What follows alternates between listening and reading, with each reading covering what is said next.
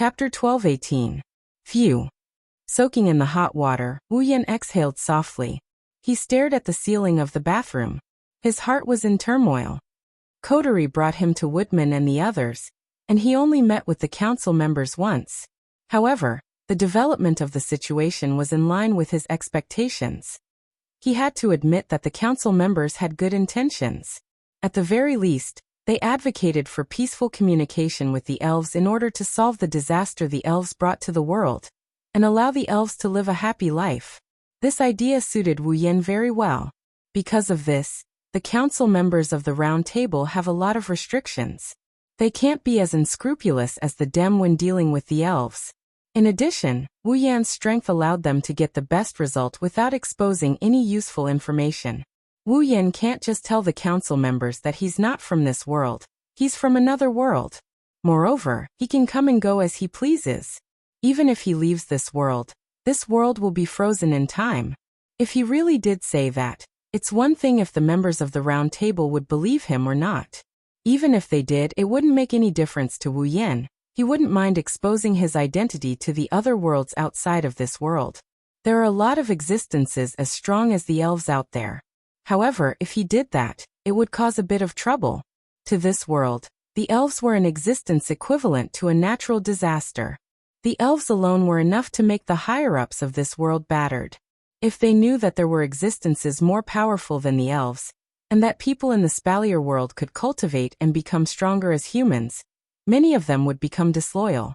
For example, they hoped to obtain the method to cultivate impetus and mana from Wuyan.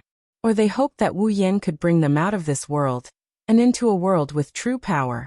If Wuyan doesn't want to do it, he will definitely arouse their hostility. This could be seen from today's meeting. They casually took the fact that the elves possess power as a benefit. Obviously, inside the Round Table, not everyone would treat the elves with sincerity. When the forest was big, there were all kinds of birds. Although there were only a few members at the Round Table, all of them held high positions. Their thoughts. It was very likely that it directly represented the thoughts of the forces they owned. It was also because of this. Wuyan didn't reveal his true identity. Otherwise, why would he go out of his way to hide something just because of the hostility of a bunch of normal people? What he was afraid of was that she was there. Inside the Round Table, the hands and feet of the Dem were still there. Once his identity was discovered by that ambitious Dem, he would be in big trouble. He might not care too much about it, but what about the elves? What about Shiori? Wuyan couldn't ignore these things. Fortunately, Chairman Woodman was truly considerate of the elves. He prevented Wuyan from completely falling out with the Round Table. He also successfully obtained the assurance that the Round Table would complete the display device he requested. According to Woodman, the materials for the display device were all prepared. Wuyan also left them sufficient funds. The production of the display device would be put on the agenda. With Yasgate Electronics Company's manufacturing technology of the display device, and the assistance of the other display devices in the manufacturing process, I believe that this batch of display devices with a large number of different types should not be too far away from the day of their birth. Woodman also promised that once the display devices were completed, he would immediately send Wuyan to collect them. As for how Wuyan is going to take away such a large number of display devices, that's not something he needs to concern himself with. In the end, the Round Table only obtained a name and nothing else, yet they were still willing to produce display devices for Wuyan. From this perspective, Wuyan was quite blessed by the goddess of luck. Unfortunately, Wuyan didn't feel too happy about this result. Logically speaking, he should be happy with this result. However, Wuyan's mood was slightly complicated. He couldn't say that he was upset. He could only say that he had a bad premonition about what was about to happen. But it didn't seem like it was a bad feeling either. Wuyan felt the restlessness in his heart over and over again. He couldn't figure out what it was or why it was. He couldn't help but feel a little conflicted. Could it be that vampires are all so bored at night? Just as Wuyan was feeling conflicted, a young and majestic voice came from his body. Wuyan was startled. He helplessly scratched his cheek. I say, Natsuki, I'm already annoyed enough. Don't hit me when I'm down. You're annoyed, but I'm annoyed too. Natsuki retorted without holding back. As soon as I woke up and connected to your consciousness, I noticed that you were feeling restless for no reason. You don't even know why you're feeling restless. Isn't that just boredom? Do you think I want to? Wu Yan grumbled in dissatisfaction. I also want to know what's going on, but I just feel restless for no reason. I don't know if it's because of the connection between our consciousnesses, but it's making me feel restless. Natsuki sighed. They say that only women will feel restless for no reason when they're old. I didn't think men would feel restless as well, especially vampires. Menopause really doesn't have any racial restrictions. But there's a gender restriction. Only women feel it, I don't. Plus, I'm still young, I'm only in my 20s. Don't talk nonsense. Wu Yan's eye twitched. Perhaps it's because the familiar is showing signs of menopause that it's causing its master, who is connected to it, to feel annoyed for no reason. Who knows? Oh, Natsuki's voice stiffened slightly, and she lowered her voice.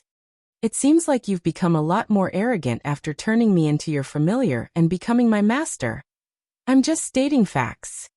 Wu Yan pursed his lips. You said that our consciousnesses are connected. Since that's the case, why don't you tell me why I'm feeling restless? Don't ask me about things you don't even know. Natsuki harumphed. Who knows if you're overreacting because you've been in contact with the people at the round table. I hope I'm overreacting. Wu Yan scratched his head in frustration. But I keep having this feeling. It's like I've forgotten something. Forgotten? Natsuki was astonished by his words. Don't you have perfect memory? How could you forget something like that? To be more precise, it's neglected. Wu Yan frowned. That's right. There's something, or someone that I've neglected. Neglected? Natsuki's interest was piqued. What did you overlook? I wouldn't be asking you if I knew. Wu Yan snapped. It's not a matter of memory, it's something I've neglected. Aren't we connected? Can't you help me look for it? How would I know what you've neglected? Natsuki grumbled. Let me bring up all the people, things, and things you've experienced since you were a child. You can try to recall them and see if you've neglected anything. Wu Yan choked and sighed. In other words, there's no result? Well, who knows? Natsuki said nonchalantly. Maybe you just don't want to remember. I'd be an idiot if I relied on you. Wu Yan got annoyed when he heard that. Wu Yan's eyes darted around as he thought of something. He smirked and raised his hand. It transformed into a black ghostly hand with blood-red veins. Then, a bloody mist gushed out from his hand. A naked Natsuki appeared from the bloody mist. She sat on top of Wu Yan with a shocked look on her face. You. Before Natsuki could react, Wu Yan covered her mouth with his. Natsuki's eyes widened in disbelief. You. Wu Yan's hands started roaming all over Natsuki's body as she whimpered. Chapter 12:19. This is Tiangong City's Elven Army, AST's base. Unlike the buildings and residences of normal people, AST's base only gave off one feeling: it was cold. This was because other than some indoor rooms, the walls of the corridors, passageways, halls and other places were all made of cold steel. Rather than calling it a garrison, it would be better to call it a fully armed base. Inside the camp, in the corridors and passageways, AST members dressed in revealing streamlined outfits were chatting with each other. If one ignored their tight-fitting streamlined outfits and the desolate environment around them, these AST members would be no different from ordinary teenage girls. Among these girls, Tabichi Origami, who is also wearing a streamlined uniform, is also here. Unlike the other AST members who are chatting and laughing, Kitsune Origami silently walked past her colleagues and entered a changing room. She changed her clothes while organizing her CR unit. Today is the first day of the Tianyang Festival. As a student of Lichon High School, even if Kitsune Origami doesn't want to play to her heart's content, she should still help her classmates work at the booths. In fact, Kitsune Origami did exactly that. After finishing her work, Kitsune Origami left Tiangong Square without saying a word. She didn't plan to have fun during the Tianyang Festival. She went straight to the training room in the base. She started training day after day, year after year. This training has been going on until now. In the base, There were also other members who were working hard like kite origami, carrying out the daily routine of AST. However, they are planning to finish all their work in AST, so that they can enjoy the remaining 2 days of the Tianyang Festival. After all, the Tianyang Festival will be held for 3 days. They have to finish all their work on the first day, and then enjoy it for 2 more days. This was a very normal thing. Unfortunately, Kitsune Origami isn't like that. Although Kite 1 Origami had finished his work, he would still come to the encampment for training after finishing his work in the upcoming Tianyang ritual. At least, that's what she plans to do. Kitsune Origami changed out of her streamlined uniform. Wearing a set of military-like work clothes, Tokichi Origami raised her head and looked at the CR unit, stored in the special wardrobe. Then she stopped moving. Kitsune Origami stared at the CR unit in front of her with complicated feelings. For Kitsune Origami, who wants to kill the elves and find the enemy who killed her parents, this CR unit is the only thing she can rely on. It's the only thing she can rely on to achieve her revenge. Without the CR unit, Kitsune Origami is just a girl who is slightly stronger than other girls of the same age. However, even if she has this CR unit, what can she do? Kitsune Origami knows that AST's CR unit is only average. It's far from the best CR unit, let alone the most advanced CR unit. It can't compare to them. It was impossible to defeat the elves by relying on such a CR unit. In other words, even if she can find her enemy, Kitsune Origami doesn't have the power to seek revenge. But what can she do? Kitsune Origami won't be able to use a good CR unit even if she has one, let alone if she doesn't have one. Therefore, even if the CR unit in front of her is only a mainland CR unit, Kitsune Origami can only rely on it. That's why Kitsune Origami needs to train to make up for the CR unit's lack of performance. Apart from this, Tokichi Origami really couldn't think of any other way to successfully take revenge. Kitsune Origami clenched her fists and lowered her head when she remembered how powerful the elves in the same class were, and how they couldn't even survive a single hit from the fire elves. When can I get my revenge? Just as Yuichi Origami was about to immerse herself in the flames of revenge, a series of footsteps sounded from outside the door, waking Yuichi Origami up. She turned around and saw a few of her colleagues, who were chatting and laughing, walking in at the same time and starting to change their clothes. Yuichi Origami shook her head and got rid of the distracting thoughts in her mind. She closed her closet. Just as she was about to walk out of the locker room, the conversation of several colleagues caught her attention. Hey, did you hear? A girl said in a mysterious tone. I heard a big shot is coming to our base. Big shot. Yuichi Origami stopped in her tracks and frowned slightly. Big shot. The other girl's interest was piqued as well. What big shot? I'm not sure. I'm not too sure either. I only know that it's someone from the DM side. Wow. That's a big shot. Hearing the conversation between the girls, Tokichi Origami's frown deepened. Of course, Kite Origami had heard of the name DEM. Since Yasgate Electronics isn't a public company, their connections with other countries are very subtle and secretive. Therefore, in the eyes of those who know about the display device, but don't have a deep understanding of it, DM is the only organization in the world that can produce the display device. Since it was the only organization in the world that could produce display devices, how could Tokichi Origami not recognize it? However, wasn't DM's branch in Tiangong City destroyed by an unknown fire some time ago? Then, could it be that DEM's people came to AST's base to ask AST's people to assist in the investigation? For some reason, Kitsune Origami's heart started to beat faster. The reason for the commotion was none other than the word fire. With DM's achievements in the field of display devices, how could a branch company be completely destroyed by a mere fire? The answer was, of course, impossible. A fire that can destroy DM's branch is definitely not an ordinary fire. At the thought of this, a black-clothed, black-haired, red-eyed figure surrounded by flames, and a red-haired, red-eyed girl in feathered clothes who also controlled fire flashed across Tokichi Origami's mind at the same time. If a normal fire can't do it, then what about the fire controlled by the elves? With such a thought rising in his heart, Yuichi Origami's heart suddenly tightened into a ball. Could it be that they were the ones who destroyed DM's branch company? As soon as such a thought appeared, it grew like a vine. Not only did it take root in Kitsune Origami's heart, but it also grew rapidly and was out of control. However, while Toichi Origami was having such a thought, the captain of AST, Daybreak Prairie Fire, rushed into the locker room and shouted at all the AST members. Everyone, get ready now. Gather at the entrance of the base.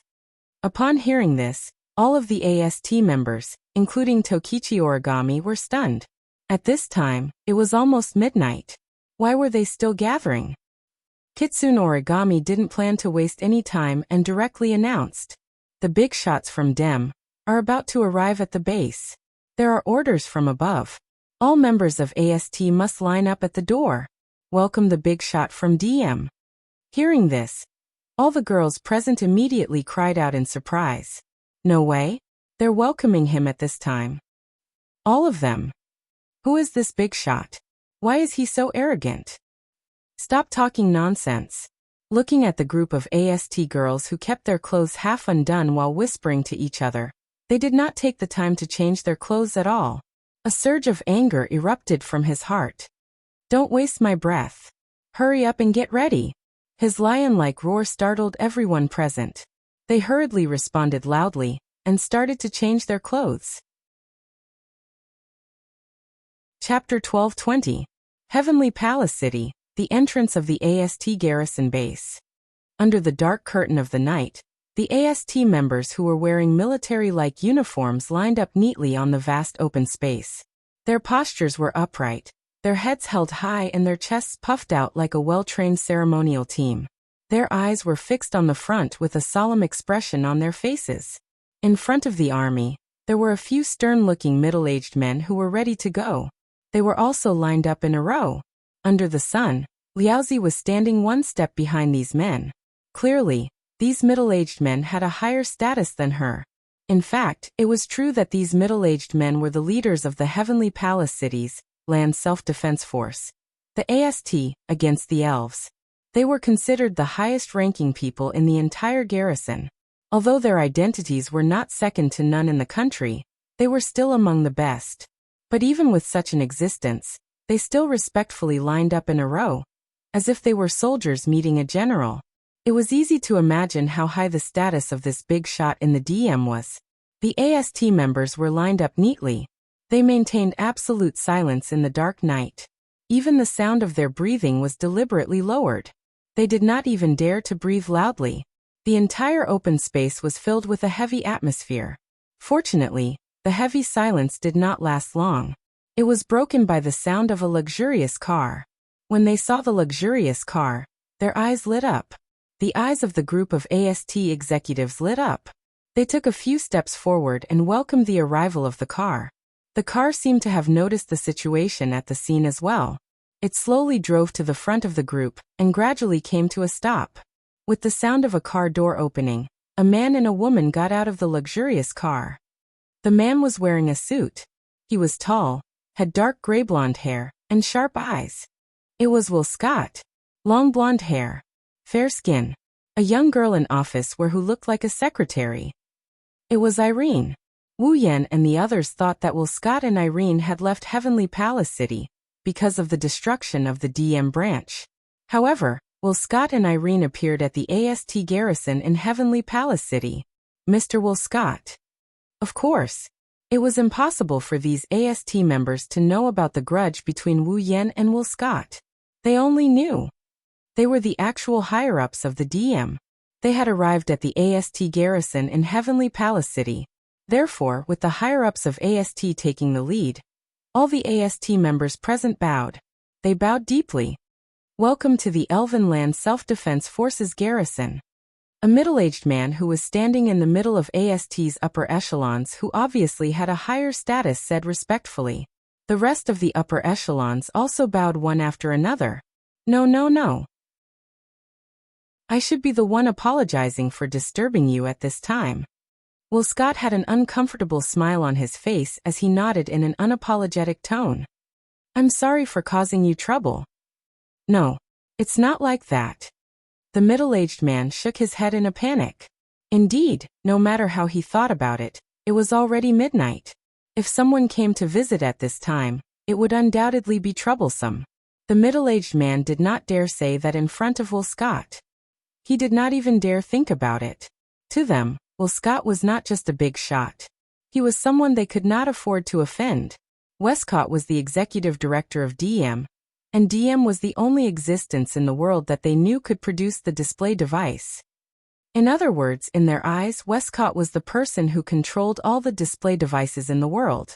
If they offended Westcott and caused him to refuse to provide them with the display device, then DME would definitely follow Westcott's wishes and refuse to provide them with the display device. By then, not only would they be able to kill elves, even the national power of this country might be greatly reduced. If that happened, the middle-aged man would be the sinner of the entire country. Besides, the ground self-defense force owed DM a huge debt because of the display device. If Westcott was slighted here and displeased him, the situation would certainly become very tricky. It was possible that all the AST companies in Heavenly Palace City would lose their positions. Will Scott wasn't sincere in his apology. Looking at the middle-aged man's respectful attitude, he shrugged in boredom. Well, I didn't have a choice. The DM branch in Heavenly Palace City was destroyed, and I ran into some trouble trying to return to the headquarters.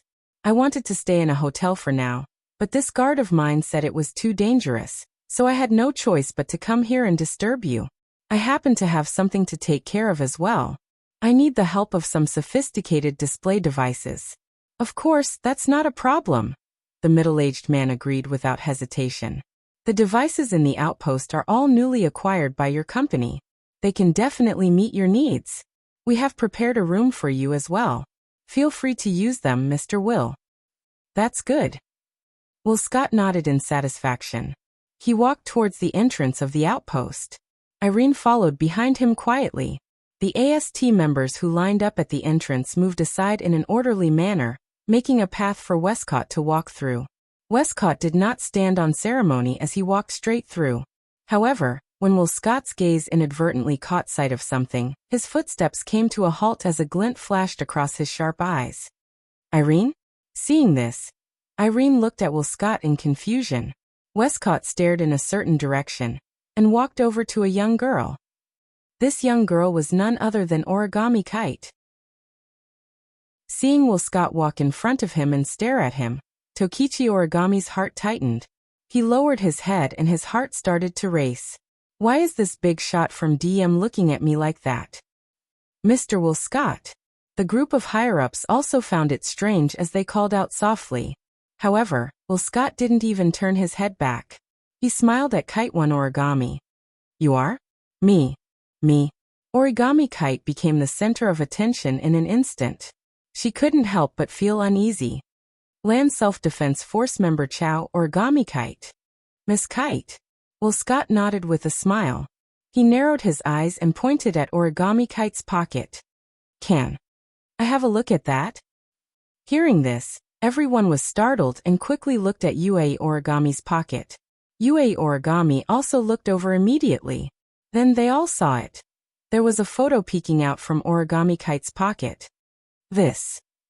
Origami Kite was confused when she saw the photo. Could it be that this big shot had come all the way here just because of this photo? With that thought in mind, Toichi Origami quietly took out the photo from his pocket and handed it to Westcott. Westcott thanked him and looked at the photo. Then his sharp eyes shone with a strange light. Behind Will Scott, Elaine also looked at the photo. It was a group photo. There were at least 30 to 40 people in the photo. In the middle of the group, there was a banner with the words Lichon High School, Grade 2, Class 4. Of course, this wasn't what caught Will Scott's attention. What really caught Will Scott's attention were the 5 people standing behind the horizontal line. Wu Yan, 10 Fragrances, Kwang-san, Yajuya, Jixian. Ellen's pupil shrank. Will Scott's lips curled up as he looked at Toichi Origami. Are the people in the photo your classmates? Yes. Origami replied in a calm voice, but she did not hide the ripples in her eyes. Will Scott smiled and handed the photo back to her. This photo was taken at the Tianyang ceremony, right? It looks good. Westcott smiled and left Tokichi Origami, who was still in a daze, and everyone else. He walked into the base with Irene as if nothing had happened. No one noticed that the smile on Westcott's face was much wider than it was at the beginning. Chapter 12:21. Yu. Wu Yan, who was dreaming, suddenly felt a few powerful and emotional gazes on him. He let out a small whimper and quickly opened his eyes. Light flooded his field of vision. A second ago he was in deep sleep, but the next second he opened his eyes rapidly, causing his vision to become blurry. He even felt a slight pain in his head, but he didn't have the time to care about that. His intuition told him that if he didn't recover quickly, something very unfavorable to him would befall him. Ignoring the pain in his eyes due to the blinding light, Wu Yan urged his consciousness to return to normal. When his vision returned to normal, he looked at the source of the gaze filled with emotions. Wu Yan saw. They had the same appearance, the same hair color, and the same pupils. However, one of them was slender, and the other was voluptuous. They were standing by his bed. However, their familiar eyes were staring at Wu Yan. They seemed to be dissatisfied and angry. It was clear that the gaze filled with emotions Wu Yan felt came from those eyes. I woke up. I woke up. Why was it that Yi Juya and Shi Xian were behaving so differently from before when he woke up? He saw the anger in their eyes and heard their angry words. Wu Yan, who had just woken up, was confused for a moment. If it was any other morning, Yi Juya and Shi Xian would have used the method they learned from the educational video to wake him up. Then he would take advantage of them. Why are they acting so strangely today? Doubts arose in his mind. Wu Yan sneaked a peek at the Yamato sisters, who are still fuming with rage. His mind spun rapidly. Could it be that he had done something that would incur the wrath of both men and gods? Wu Yan scratched his head. When he was about to ask something, he noticed something strange.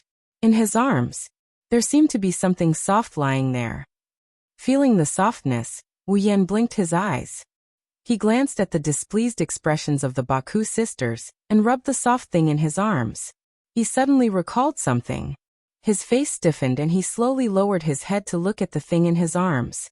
The first thing that entered Wu Yan's eyes was a head of long straight black hair. Then the owner of the long straight hair appeared in front of Wu Yan's eyes. It was Nayu. His eyes widened slightly. Wu Yan looked at Nayu lying in his arms. She was sleeping peacefully like a baby. He finally understood why the Bawu sisters were acting like this. Last night, Wu Yan pranked Nayu in the bathroom and took advantage of her. He brought her back to the room to sleep. Nayu seemed to be afraid that others would notice that she was being taken advantage of. Therefore, during the process of the ripples, she resisted and finally collapsed to the ground and fell into a deep sleep. Therefore, in summary, last night, Wu Yan hugged Nayu, who was so tired that she fell asleep on the bed and fell asleep instantly. If Wu Yan's memory serves him right, the two people who slept in the same room as him were Yagia and Yushin, right? In the end, he slept with Nayu. Where did the Bawu sisters sleep last night? It means that they slept on the sofa. Shi Xian said expressionlessly, as if she saw through Wu Yan's thoughts. Because it was already very late, Shiji and the others went back to their rooms to sleep. Therefore, Shi Xian and Yi Juya went to the living room to sleep on the sofa. Sleep. Sleep on the sofa. Wu Yan couldn't stay calm.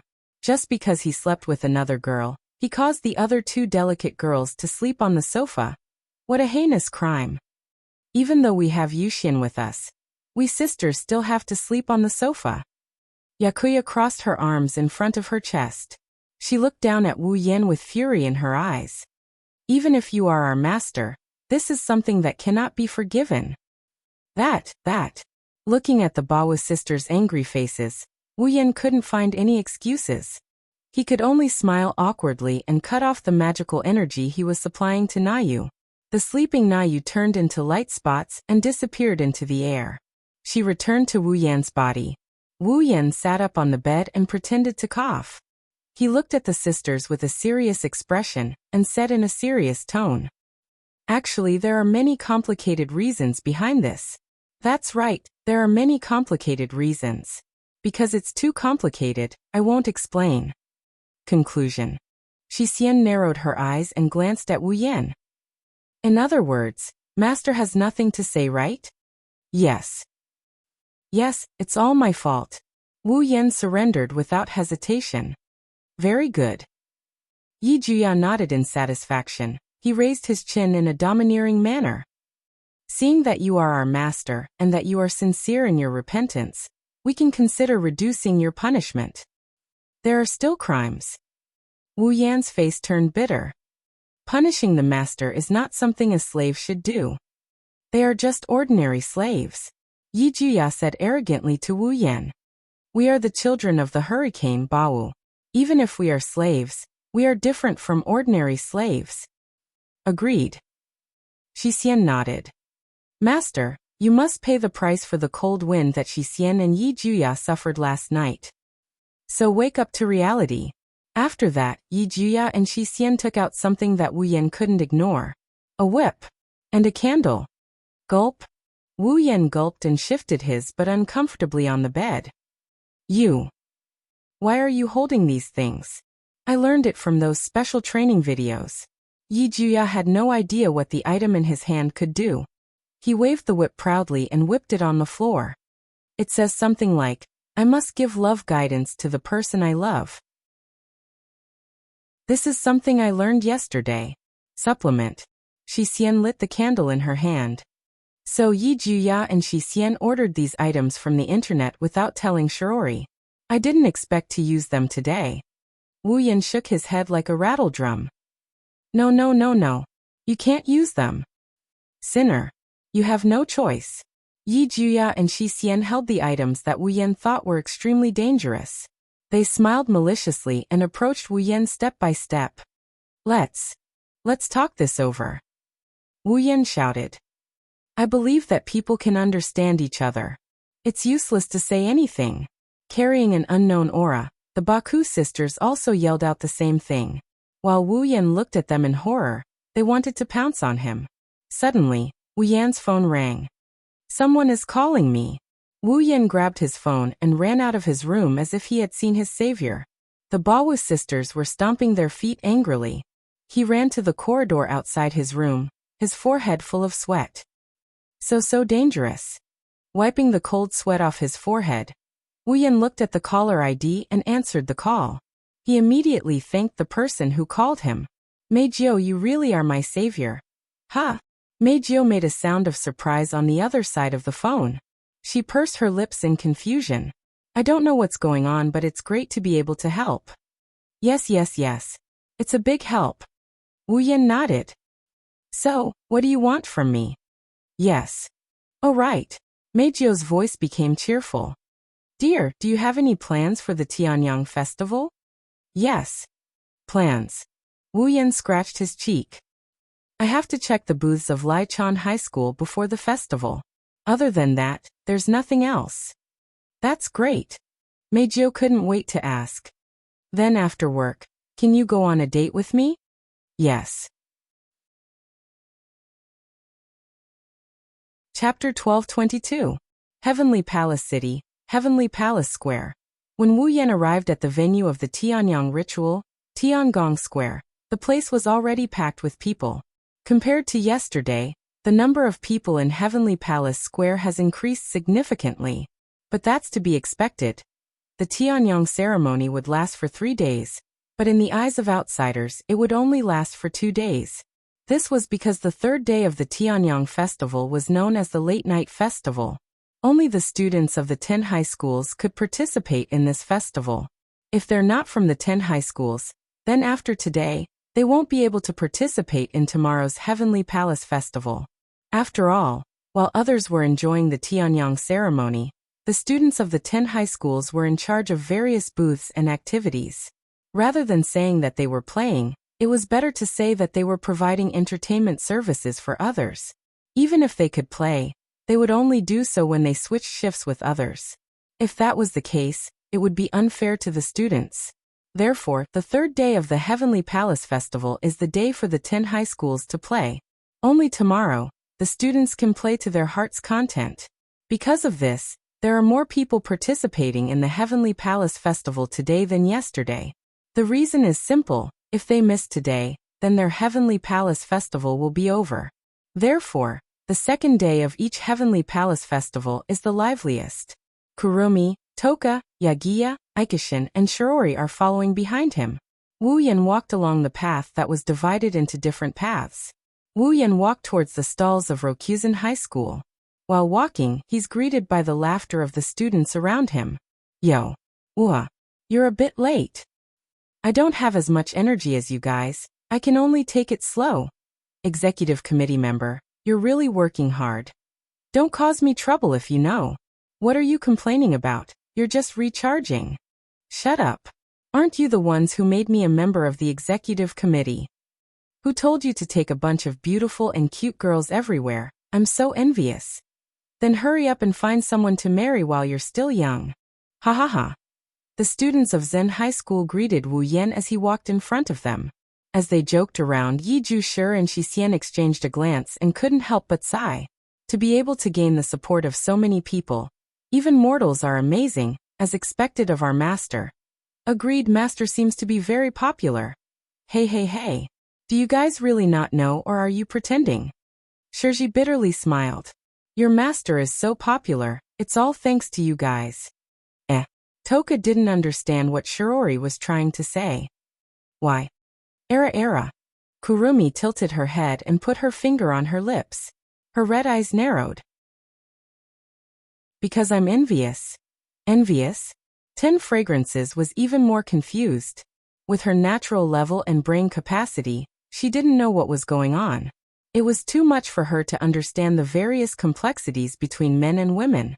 On the contrary, I feel that what you said is the most wrong thing. Walking at the front, Wu Yan, who is constantly greeting the people around him, said something that stunned everyone without even turning his head. I don't even know who they are. The elven girls and Shirji were all stunned. Shirji even asked in surprise.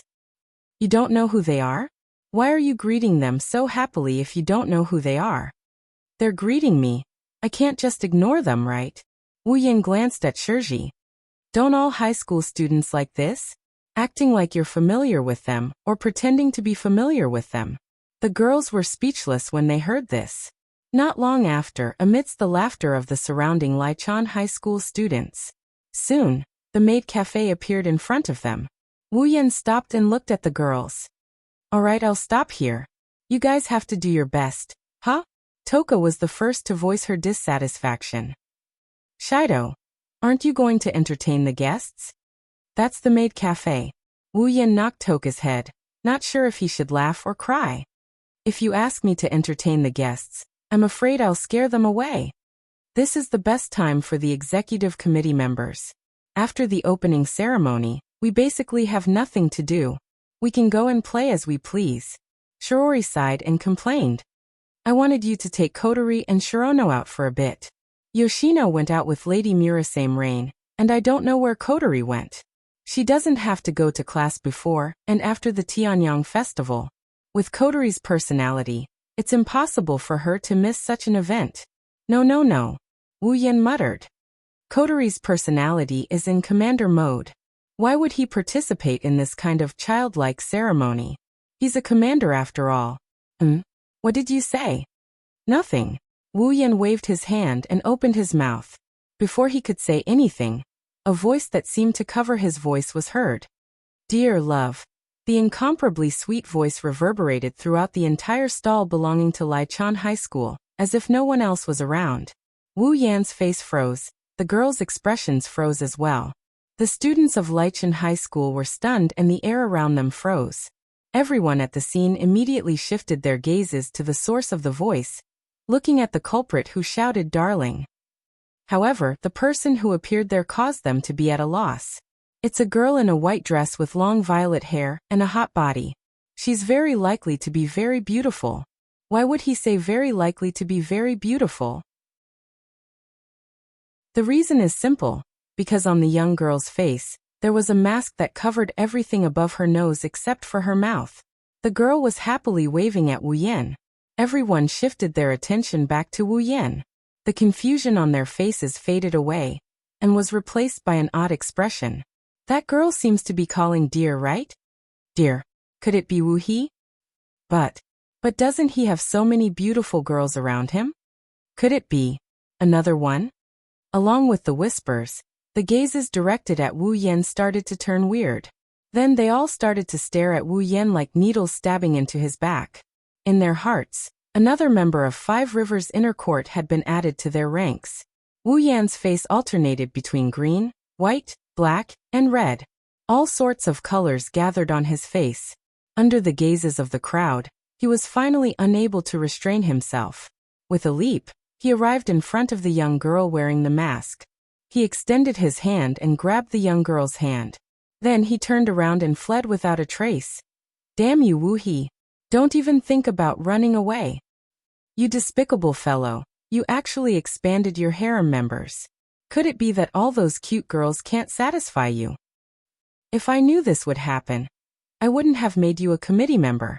I should have made you a coolie. You. Stop right there. At least let me punch you. That's right. Just one punch. Stop. Go after him.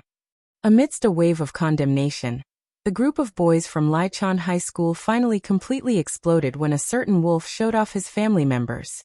One by one, they abandoned the preparations for the opening of the Tianyang ceremony in their hands and randomly grabbed things that could be used as weapons beside them.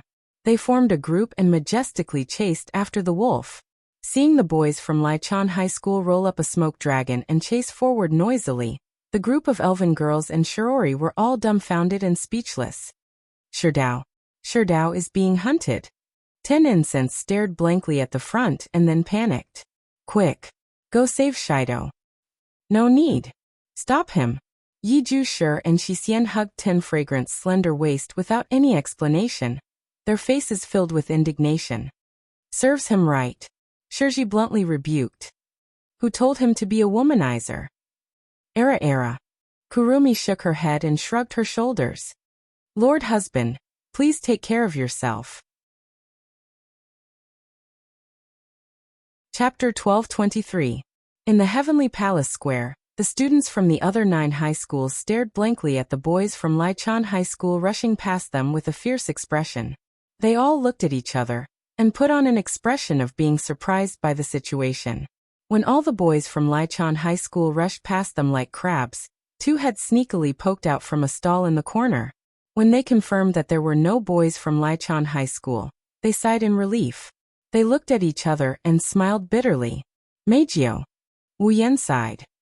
Although I know you don't care, I still want to ask, why do you call me by my nickname in front of so many people? Mama. Meijio didn't seem to care. She was still smiling. Since it's a nickname, of course I have to say it all the time. Then can you change your nickname to another one? Of course not. Meijio puffed up her cheeks. Darling is darling, you can't change it to anyone else. It's just a change of name, not a change of name. That won't do either. Fine. Wu Yan sighed again. He rubbed his aching eyebrows and looked at the mask on Meijio's face. But why are you wearing a mask? Hee, what do you think? Meijio pointed a finger at the mask and made a cute pose. Isn't it cute? Cute. It is cute. Meijio looked very photogenic. She looked very cute. Wu Yan scratched his cheek. Is it because she's cute? That's part of the reason. It's because the mask is cute and it's the Tianyang ceremony now. The stall is selling masks. It's not strange to wear a mask at this time. There are all kinds of reasons. Meijio looked troubled. However, the main reason is that if I don't wear a mask, I'll definitely be recognized and buried by a large number of fans. Meijio said. Only then did Wu Yan remember that the masked girl in front of him was a popular idol singer. She had already caused so much trouble when she was wearing a mask. If she were to go on a date with her real face exposed, Wu Yan's forehead immediately dripped with cold sweat. Well, it doesn't matter even if I'm exposed. Meijio smiled again and tilted her head at Wu Yan. Just. In that case, my rare date with my dear will be interrupted by other people. I don't want that. After saying that, Meijio seemed to have thought of something and clapped her hands. Oh right. Why don't my dear wear a mask too? I'll go and see if there's a match for this mask. No need. Wu Yan quickly pulled Meijio back as she was about to charge out. Although it can save you a lot of trouble, I'm not a famous person. Just be careful and don't expose yourself. If you do, the trouble will be small, but a scandal will be the worst thing. Well, okay. Meijio pursed her lips regretfully.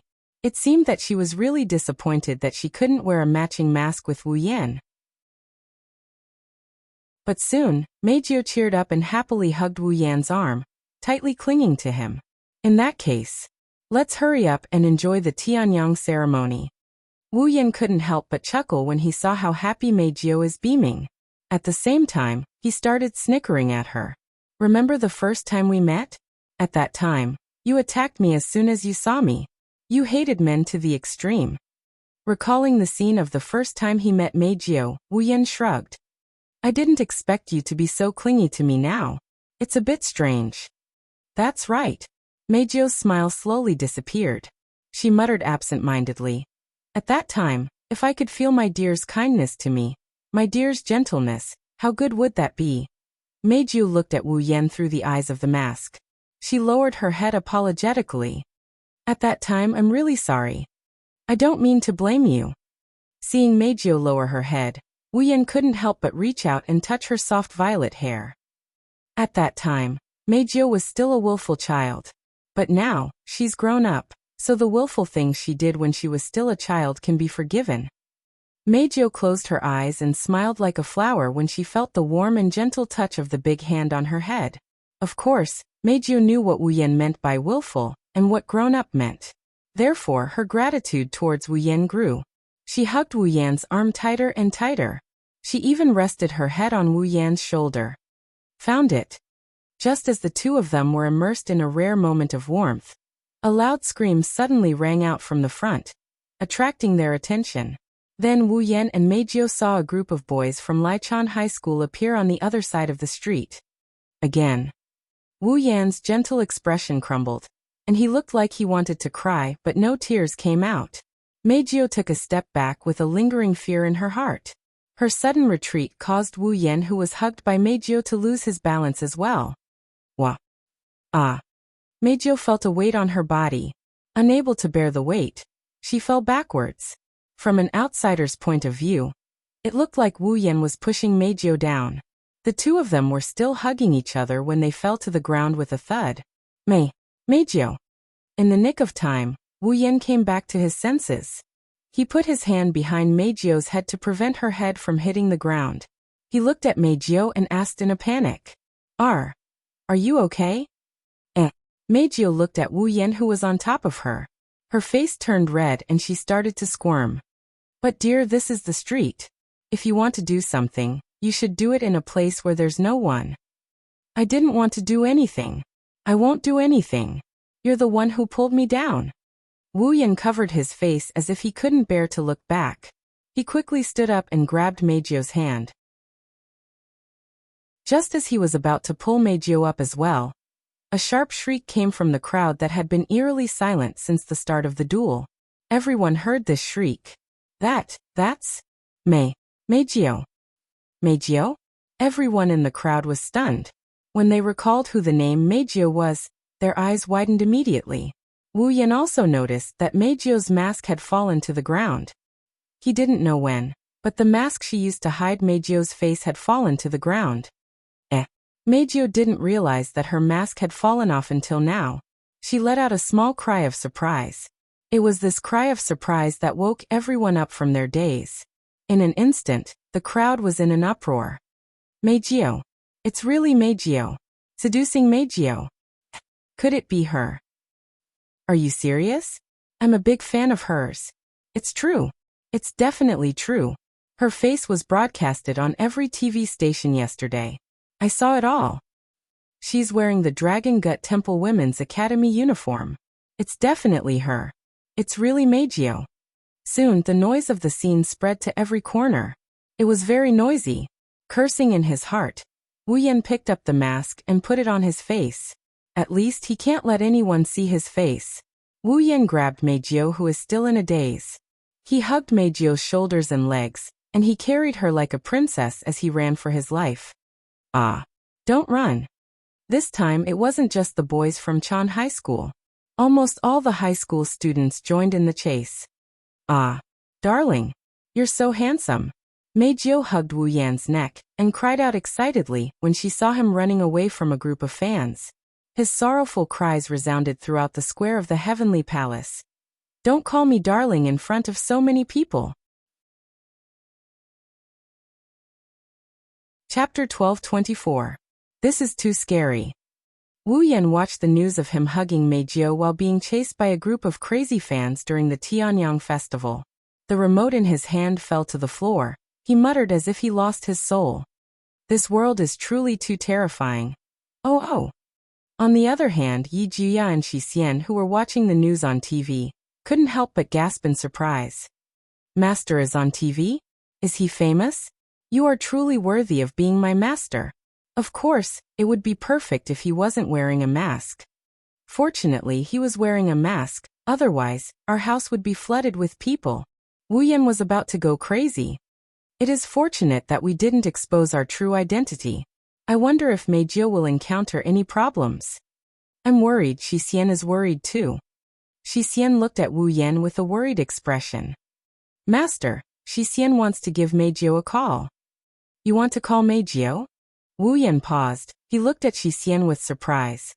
Are you that close to Mei Jiu? That's not it.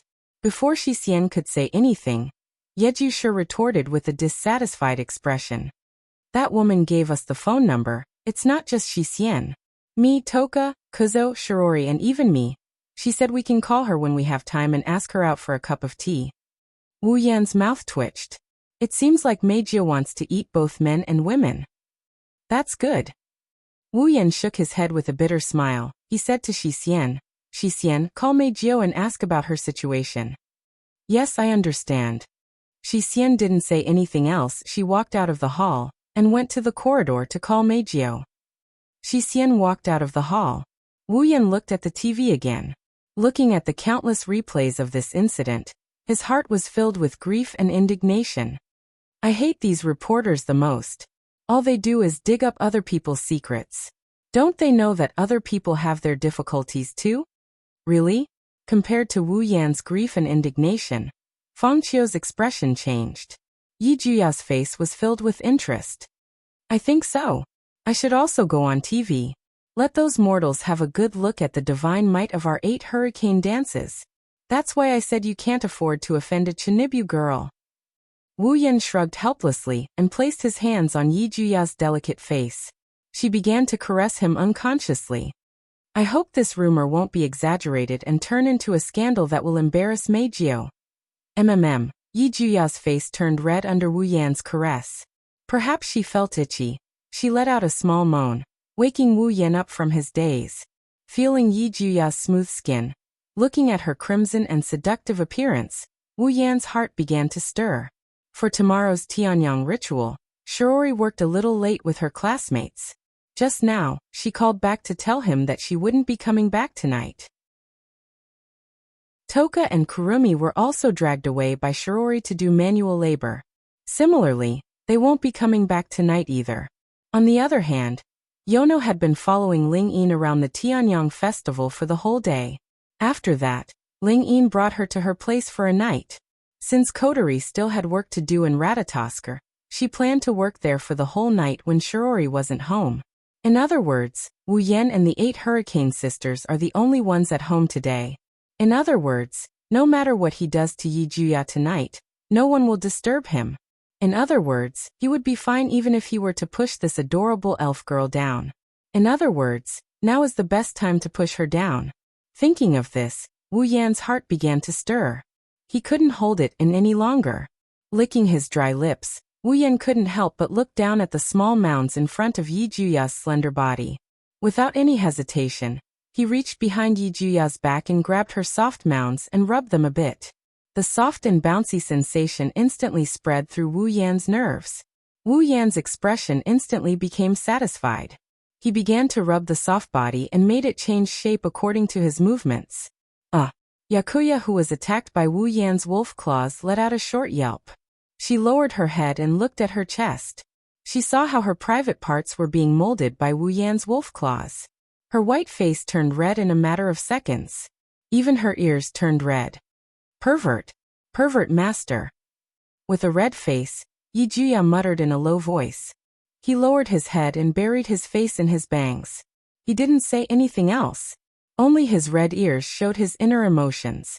One could even faintly hear Yi Juya's panting. Seeing this, Wu Yan couldn't help but use more strength. Ugh. Yi Juya felt like she was electrocuted. She couldn't control her panting anymore. This made Wu Yan even more unable to control himself. He reached his head over and sucked on Yi Juya's earlobe. Yi Juya's body trembled. Her body went limp as if all her strength was sucked out of her. Her face became blurry as she allowed Wu Yan to do whatever he wanted to her body. As time passed, both Yi Juya and Wu Yan were panting more and more heavily. Yi Juya, master. Their eyes met for a moment and they closed their eyes in unison. The distance between their lips was getting closer and closer. Just as the two of them were about to get out of hand, an emotionless voice that sent chills down their spines reverberated in their ears. Question: what are you doing? Wu Yan and Yi Juya, who were closing the distance between them, froze on the spot. Their faces stiffened. Shi Xian expressionlessly walked in front of them. She stared at their frozen faces and Wu Yan's hand rubbing Yi Juya's chest. Her eyes twitched. I'm so angry. I didn't think Yi Juya would run away when Shi Xian was doing something serious. He needs to be condemned. Shi Xian. Yi Juya's face was as red as fire. Steam was coming out of his head. He stuttered as he tried to explain. This is a misunderstanding. Yi Juya wanted to break free from Wu Yan's hand and stand up. Who knew that Wu Yan would pull her into his arms and hold her tightly? His hands started moving again. Ugh. No. Yi Juya could only make a small protest, but Wu Yan ignored it. Wu Yan looked at the stunned Shi Xian and coughed. How's Meijio? She said she's fine. She's already brushed it off. Shi Xian answered instinctively. That's good. Wu Yan let out a sigh of relief. He chuckled and reached out with his other hand to pull Shi Xian into his arms. Without any explanation, he grabbed Yi Juya's chest and started moving his hands. The two elven girls gasped at the same time. One of them was stopped by Wu Yan before she could finish her sentence. Wu Yan caught Shi Xian's tongue and entangled it with his. After a while, Wu Yan let go of Shi Xian's lips. He looked at the Baowu sisters' dazed expressions and continued moving his hands. Today, I'm going to finish what I didn't finish. Upon hearing that, the Baowu sisters, who had fully gone through the special training video, blushed all of a sudden. That means, I'm so nervous. Is Master going to bring us into the world of adults? That's right. Wu Yan sucked in a deep breath. He didn't hold back his urges any longer. He flipped over and he pinned the two elven girls down. His hands rubbed their smooth thighs and he moved his hands up to touch them. After an unknown amount of time, two painful groans resounded in the hall of Wu He's house. The night was long, and the ripples continued to make use of it. It's going to be a sleepless night. Chapter 1225. Heavenly Palace City, AST's base. In AST's base, in one of the more luxuriously decorated rooms, Will Scott was looking at a document in his hand. The more he read, the wider the smile on his face became. It was as if something good was recorded in the document. Only Elaine, who was standing behind Westcott with a folder in her hand, knew that the document Westcott was reading was the worst thing that could happen, let alone a good thing. Irene became more and more dissatisfied when she saw Will Scott's smile become wider and wider. Aren't you going to do something, Ike? Elaine frowned. Her tone was full of rare complaints. Those idiots from the board of directors are planning to climb over your head. Why do you look so happy? Well, no matter what it is, I'll be happy if it's interesting. Will Scott waved his hand indifferently and threw the document on the table. Back then, when Dem was just established, they were still a bunch of reptiles who only knew how to say nice things behind me. But now they know how to use the destruction of the branch company and the unauthorized use of magicians and display devices to make trouble for me. Isn't it much more interesting than when they only knew how to talk? Irene. Irene couldn't help but raise her voice. Do you understand the situation you're in? Judging from the current situation, it was very likely that the board of directors would use this incident as an excuse. They might even ask for you to be fired. Will Scott was the executive director of the DM. His position in the DM was the highest. Although there was a board of directors and other directors in the DEM was established by Will Scott himself, so its status was naturally the highest. Unfortunately, most of the time, Westcott's considerations were based on his own ideas. In order to satisfy his own interests, Westcott was even willing to sacrifice some of the benefits of the DM. For example, the elves' response. Will Scott was obsessed with the power of the elves. However, if he killed the elves and obtained the spirit crystal, he would achieve his goal. Instead of obtaining the spirit crystal, Will Scott wanted the elves to fall into despair, enter a reversal state, then have someone kill the elves that were reversed. Do this. It was not because the elf in the reverse state could reveal the spirit crystal, nor was it because the possibility of obtaining the spirit crystal from the elf in the reverse state would increase. It was purely because of this. Westcott was the one who wanted to do it, because doing so would make Westcott very happy. As long as he could satisfy his pleasure, Will Scott didn't care at all what would happen to the DEM company. It was also because of this that many directors of the DEM board of directors couldn't stand what Will Scott had done. In addition, many of the DEM board of directors coveted Will Scott's position, so it wasn't strange for them to take the opportunity to pull Will Scott down. Westcott didn't care much about this matter, but after Irene found out about it, she allowed Westcott to stay in AST's base without hesitation. It wasn't that Irene was afraid of the board of directors. With Will Scott and Irene's abilities, the actions of the board of directors were nothing. Irene had more than one way to make the board of directors stop. The only reason he stayed here with Will Scott was to be more cautious and have more time to prepare. After all, she was no longer the strongest in the world. Thinking of this, Irene pursed her lips and sighed. We shouldn't have given the board the right to fire you. That would be too boring. Will Scott answered. Irene expected this answer, but she still felt helpless. What should we do now? Should we follow the instructions on the document and return to the headquarters? Well, I'd like to go back and see what they'll do. Will Scott shrugged and smiled strangely. But now, it seems like staying here is more interesting. Hearing this, Irene frowned. She seemed to have thought of something and hesitated for a moment before speaking softly. Is it because of that child? The one called Origami Kitsune. Hearing Ellen's words, the smile on Will Scott's face grew wider. I didn't think there would be someone in AST who was in the same class as those elves. AST is a force against elves. Just like DEM, they want to kill the elves who bring about spacecrafts. Logically speaking, there are people in AST who often deal with elves. Even if the elves hide their psychic waves, they should be able to detect it. And yet, under such circumstances, AST did not attack the elves. Is it because they don't have psychic waves? That's not it. The only possibility was that Kite Origami did not report his judgment of the elves' identities to the higher-ups of AST. It seems like this AST, named Origami Kite One, has something to do with the elves. Elaine glanced at Westcott after coming to this conclusion. So, Irene, that's why you're interested in Origami Kitsune, right? That's part of the reason. No matter what, there's no harm in observing. Will Scott smirked and looked at Irene. Then, what about the investigation?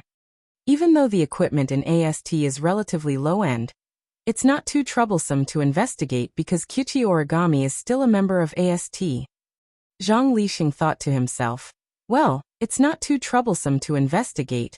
Irene pulled out a few documents from the folder in her hand and handed them to Will Scott.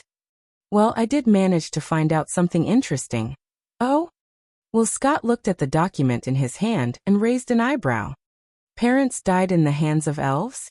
That's why they hate elves so much? This time, Will Scott was a little surprised. If that's the case, why are they still protecting those elves? Indeed. Irene nodded. If she really hates elves, it's impossible for Tokichi Origami not to investigate those classmates who look very similar to elves.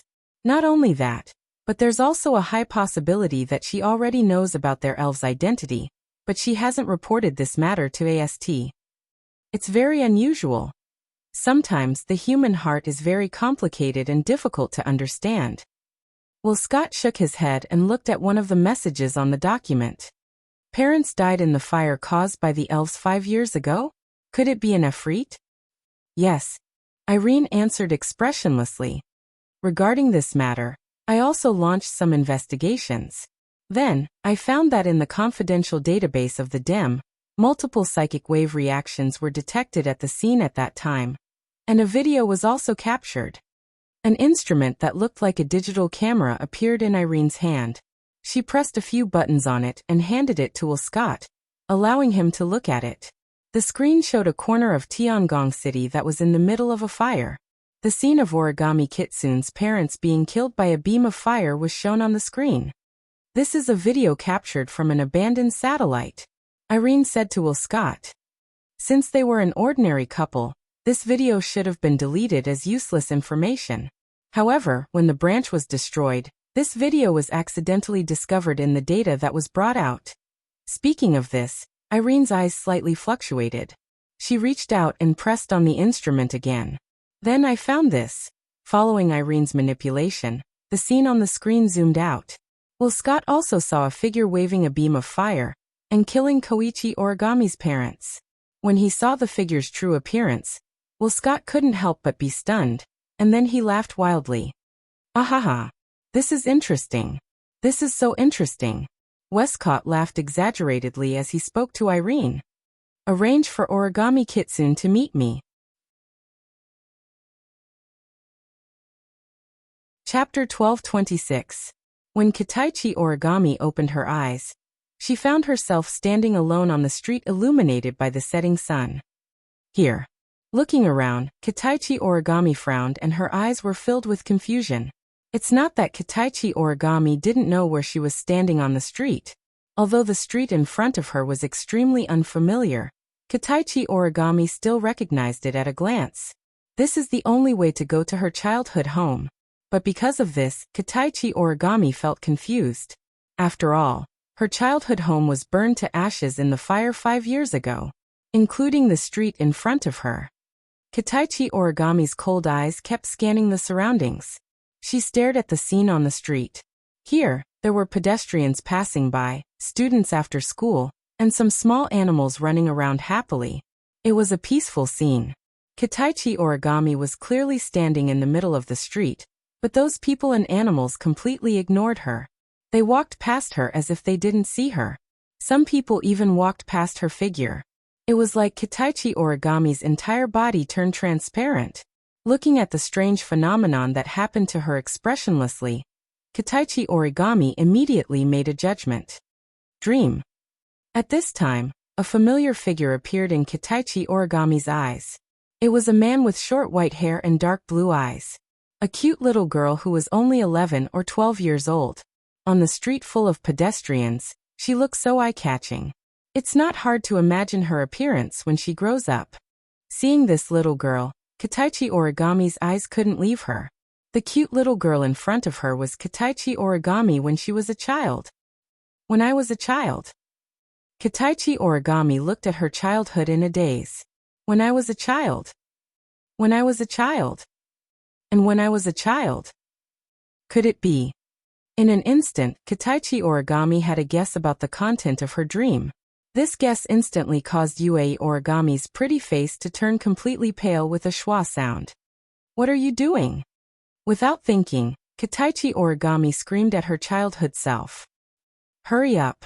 If you don't hurry up. Kitaichi Origami's screams didn't end. Suddenly, in her field of vision, everything was covered by a fiery red color.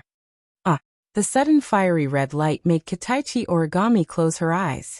But not only was she not surprised by the appearance of this fiery red color, she seemed to have known that it would appear. Her face became even paler, and desperately opened her eyes that were stimulated by the strong light. Then, the scene in front of Kitaichi Origami changed. The street was still there, the pedestrians. She was also there when she was a child. However, The originally peaceful scene had disappeared without a trace. What replaced it was a hell-like scene. Fiery red. Fiery red. A fiery red that was scorching hot.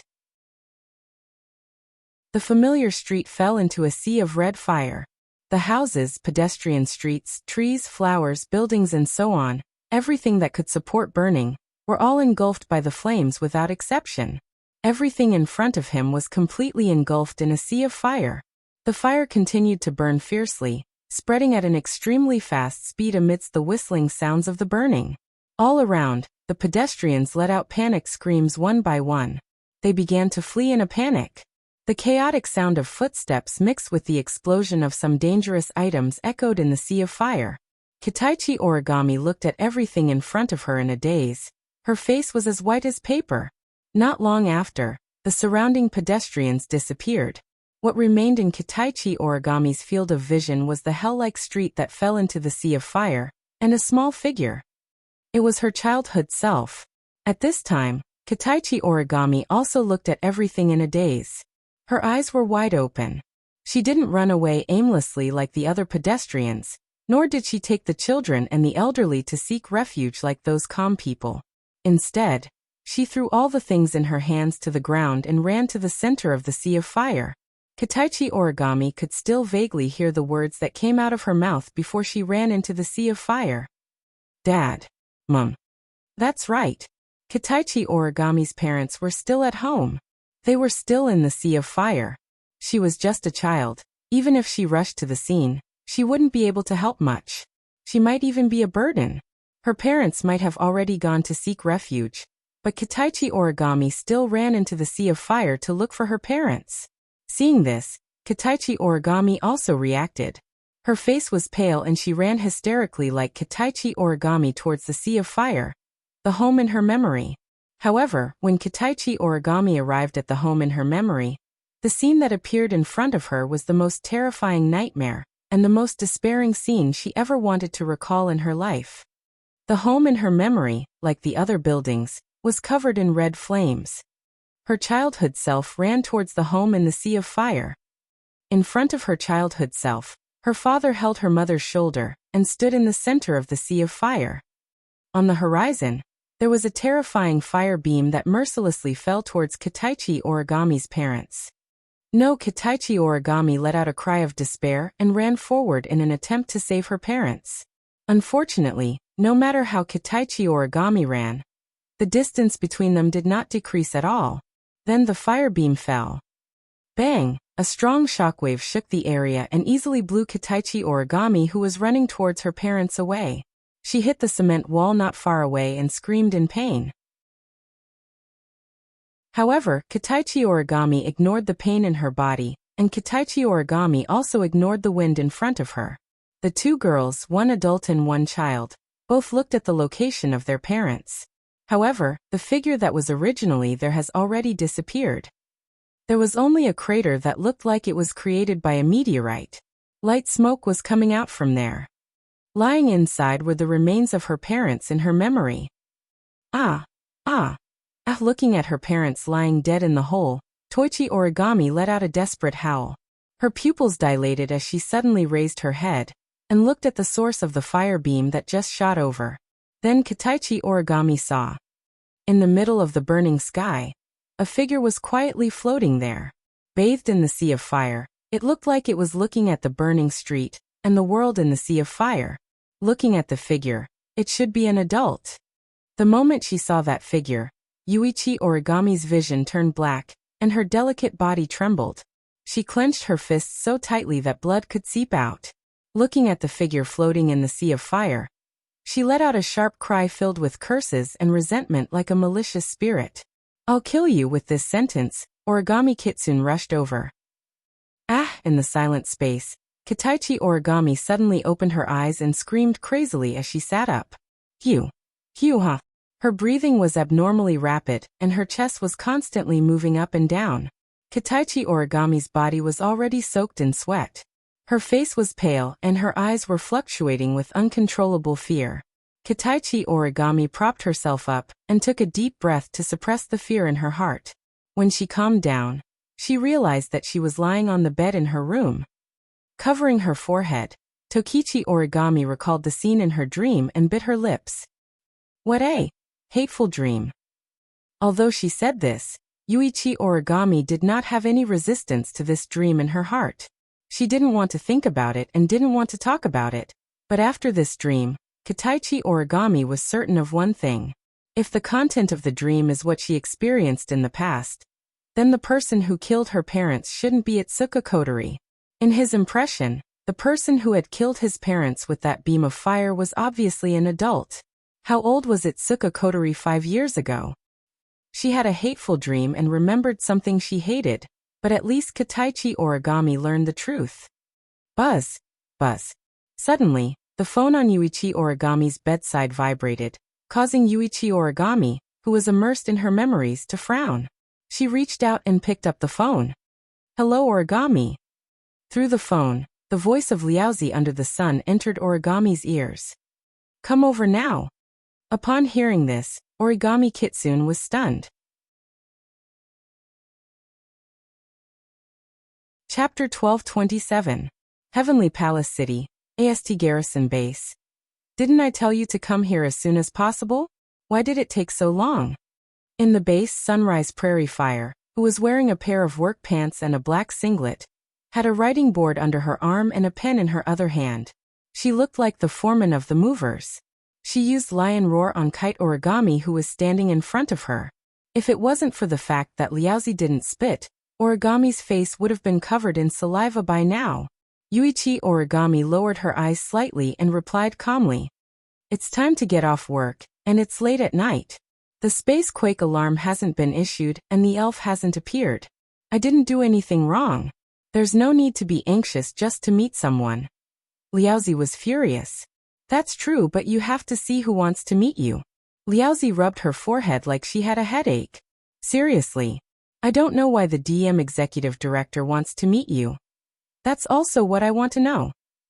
Tabichi Origami raised her head and looked at Daybreak Prairie indifferently. Why is the DM executive director looking for me? Even if you ask me, I don't know. Daybreak Prairie Fire frowned and stared at Toichi Origami's expressionless face. Speaking of which, he seemed to be very interested in you when you met the DM executive director yesterday. Yesterday? Origami lowered her head. She muttered to herself. It was true that Westcott was very interested in Iris Origami's class photo last night when they were welcoming him. He even left everyone else in the room in front of everyone's eyes. He ran in front of Origami Kitsune and had a strange conversation with Origami Kitsune.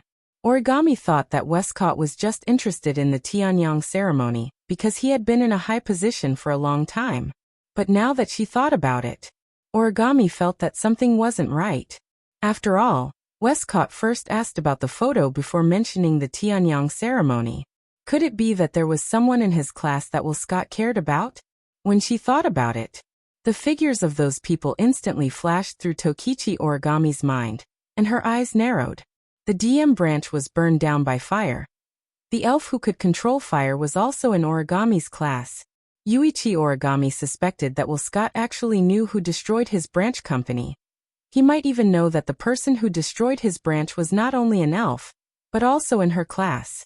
If that's the case, in that case, this meeting should be related to that person. Daybreak Prairie Fire, who was standing in front of Toichi Origami, rubbed his chin when he saw Toichi Origami lowering his head and pondering. It seems like you have some idea why the executive director is looking for you.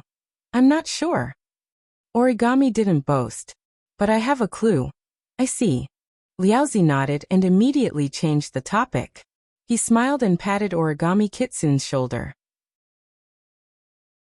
Don't think about it too much. Maybe they have taken a fancy to your ability and want you to join the DEM company. Join the DM company. Origami Kitsune was slightly startled. She lowered her head again and murmured. If that's the case, is it possible to defeat the elf? Huh. Origami's murmur was very soft. However, Liaozi still heard it. She frowned and sighed. I can't say that it's impossible. After all, the DMCR unit is much better than the ASTs. Before the real one went missing, she was also a DM member. You know how strong she is. Daybreak Prairie Fire glanced at Toichi Origami. However, the higher the performance of the CR unit, the higher the technical requirement to control the CR unit. I believe in your skills, but I'm not sure if you can really reach that level. At this point, Daybreak Prairie Fire sneakily looked around and leaned over to Kitsune Origami's ear. Moreover, although the DEM has a lot of power, the people inside are not good people. They have done a lot of shameful things behind the scenes. If they really invite you to join the DEM, you have to consider it carefully. Don't be fooled so easily. Origami Kitsune remained silent. After a long time, she nodded her head, making Daybreak Prairie Fire smile in satisfaction. Obviously, regardless of the other reasons, Sun Liaozi did not want Kitsune Origami to join DEM. Bringing Kite One Origami through a series of passageways, they arrived at the door of Wu Court's room.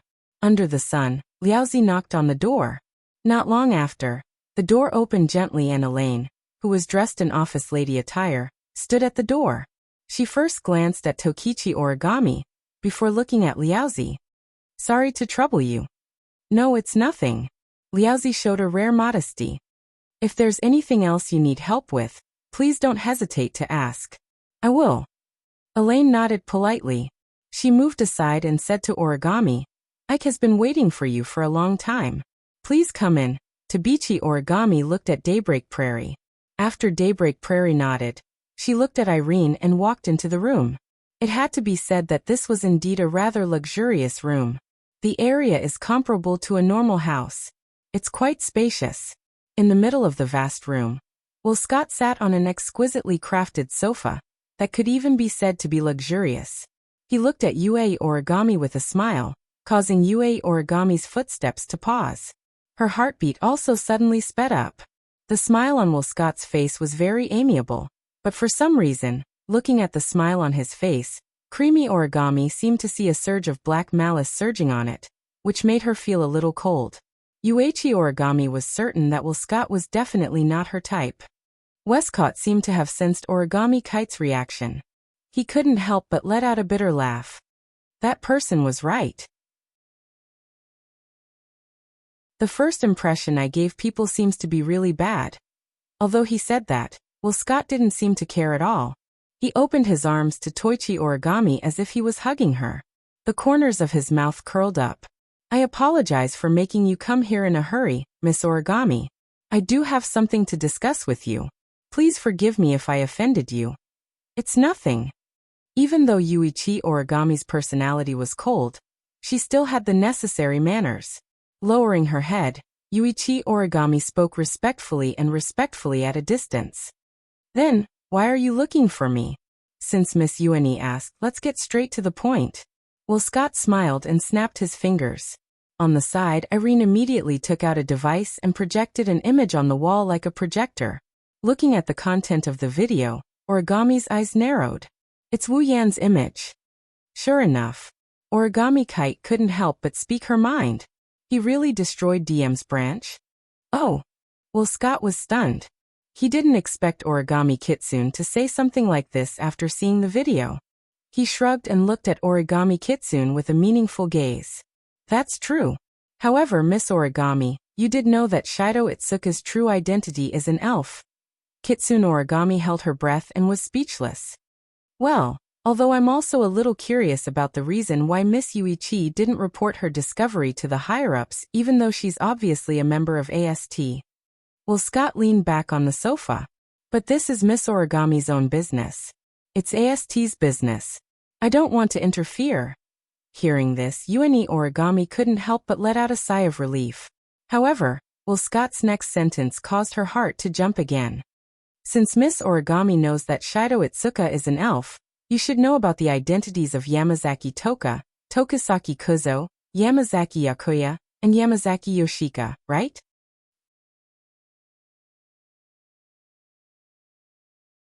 Chapter 1228. As Wolcott read out the names one by one, Tabichi Origami's heart grew restless. Tabichi Origami was certain that Wolcott knew the identities of the elves in her class. If that's the case, why didn't Wolcott kill them? Isn't the DM an organization that advocates killing elves? Although the handling of the spacequake and the response to the elves were the responsibility of a certain army of each country, these elven armies were only ahead in terms of numbers compared to the DM. Some of them couldn't even be ahead in terms of numbers. In addition to the special nature and status of the Dem, there were many examples of countries asking for help from the Dem, or Dem intervening in the affairs of the elves. Now that they know the elves' identities and locations, why didn't they send people to kill them? Moreover, the elves that destroyed their branch company were among the elves. Yuichi Origami was puzzled, and he couldn't figure out what Will Scott meant. At that moment he might as well confess. Yes. Tabichi Origami nodded. I know. Yusuker Toka Tokisaki Kuzo, Yusuker Yagiya, Yusuker Yushin, and Itsuka Shido are all elves. Oh. Will Scott stared at the expressionless Tabichi Origami and suddenly smiled. Just as Origami thought Westcott would ask her why she didn't report this matter to the higher-ups of AST, Westcott raised such a question instead. If that's the case, your parents died at the hands of elves. You hate elves so much. Why are you still able to live a normal high school life with them? Yuichi Origami raised her head abruptly. Her gaze shot towards Will Scott like lightning. You investigated me. I just want to have a better conversation with Miss Yueni. Facing Yueni Origami's questioning, Lin Fan said. Will Scott's expression didn't change at all. Instead, he admitted it openly. Moreover, it doesn't seem like it's that hard to find out. Yuichi Origami took a deep breath. This time, there was no longer any respect in his eyes when he looked at Will Scott. It was just like what Liaozi had said. Not a single person in the DM is a good person. However, Will Scott's next words caused Yueni Origami's ice-cold heart to tremble. Hey Miss Yueni. His gaze met with Yueni Origami's cold gaze. Whisket's lips curled into a smile. Do you want to know who killed your parents? Kite Origami's heart felt as if it had been hit by a heavy hammer. Her body trembled, and her eyes suddenly became sharp. Even her voice became hoarse. Could it be that you know? Whisket smiled mysteriously. At the same time, Irene immediately changed the channel of the device in her hand. The projection on the wall began to play a video. The quality of the video was not good. It could even be said that it was very poor. The resolution was rough, and the location of the shot was very blurry. Moreover, it was not shot from the beginning. It started halfway through and was intermittent. The first scene of the video playing on the wall was the Heavenly Palace city shrouded in fire. Then the image switched to a corner. Some figures appeared inside. Yueni Origami's eyes widened when she saw the figures in the video. Dad. Mom. Yes, the figures in the video were Yueni Origami's parents. However, the figures did not appear for long before they were hit by a beam of fire from the sky. Together with the ground, a deep hole was created. Yueni Origami clenched her fists, and her breathing became slightly rapid. Seeing her parents die in front of her again, that kind of pain is definitely intense. However, this is not the only reason why Yueni Origami's breathing became rapid. Another reason is because in the video, there is a blurry black figure in the air. Just now, it was this blurry black figure that shot out a beam of fire and killed Yueni Origami's parents. The video ended there, but the matter is far from over. Irene operated the device in her hand and pressed a button. The blurry black figure suddenly expanded rapidly. Soon, the black figure's true face was exposed in front of Yueni Origami's eyes. Kite Origami was finally able to see the face of the person he hated for the first time in the 5 years he had been searching for his enemy. Looking at the face in the video, Yueni Origami's pupils shrunk to the size of a needle tip, and her expression became sluggish. Black clothes, black hair, red eyes, that face, Yueni Origami can see it almost every day. And it's at the closest distance. It's in her class. Yueni Origami looked at the face in a daze, and she couldn't help but take a few steps back. Her eyes set off violent waves, and she murmured the name of the enemy who killed her parents in a way that was close to sleep-talking. Wuha. Sherdao. Yes, in the video, the murderer who killed Yueni Origami's parents is Wu Yen. It's him. Yueni Origami's beautiful face distorted at an unimaginable speed, and in the blink of an eye, bitter resentment appeared on her face. So it's you. Without even thinking, Tokichi Origami turned around and rushed to the door of the room. Irene seemed to have predicted Yuani Origami's actions, and her body moved slightly to the side, blocking Yuani Origami's path. She pressed down with her hand, and Yuani Origami felt her body sink, as if a mountain fell on her shoulder, and with a bang, she fell to the ground. What are you doing? Yuani Origami glared at Irene, and desperately struggled to get up. Let me go. Don't waste your energy. Irene coldly glanced at Yuani Origami. My Terde Tori is the most precise magician. Even if you have CR unit, you won't be able to break free. Let me go. Yuani Origami didn't listen to anything. She only knows how to struggle. Irene frowned, and Will Scott sighed. Miss Yuani, even if I let you go now, do you think you can take revenge?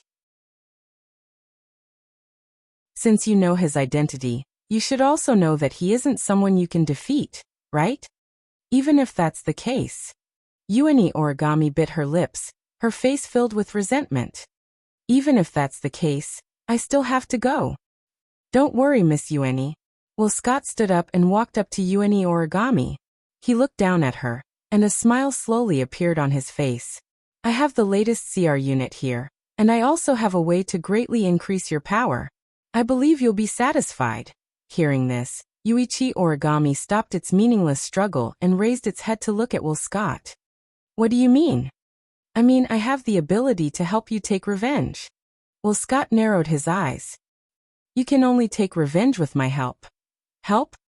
Yuani Origami's expression changed. You're helping me? Why? Why? Will Scott was surprised. Aren't the elves our common enemy? Do you need to ask why I'm helping you deal with the elves? Origami Kitsune looked straight at Westcott, trying to find any sign of lying on his face. However, Westcott was still full of smiles as he continued to explain to himself. You should know that your former comrade, Yunya Shina, is also a member of DM. She's younger than you, but she has the power to rival the elves. If Miss Yuani is willing, I can provide you with the latest and most suitable CR unit unconditionally, and I'll also help you with mana processing for free. After the mana processing, your control over the CR unit will reach the limit of your body. Yunya Shina used this method to obtain the power of the strongest magician in the world, second only to Irene. I believe that if Miss Yuani uses the mana processing, you won't be any weaker than Shina. However, I have to remind you that if you use a large amount of mana processing, your power will greatly increase, but your lifespan will also decrease. If you forcefully increase your power to the point where you can defeat the elves, I'm afraid you'll only have less than a year left to live. It's fine. Yuani Origami's eyes flashed with determination. I don't care as long as I can defeat the elves and Atoka Shido. Will Scott raised an eyebrow and smiled.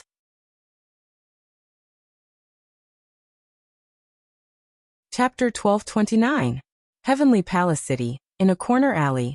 Walking in the alley where the light was getting dimmer and dimmer, Toichi Origami looked at Will Scott and Irene who were leading the way and couldn't help but ask. Where do you want to take me?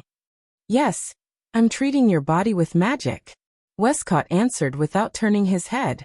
I was supposed to bring you to the Dem branch, but the Dem branch in Heavenly Palace City has been destroyed by Itsuka Shido. Almost all the instruments were destroyed in the fire, and AST doesn't have any instruments in this area, so I can only bring you here.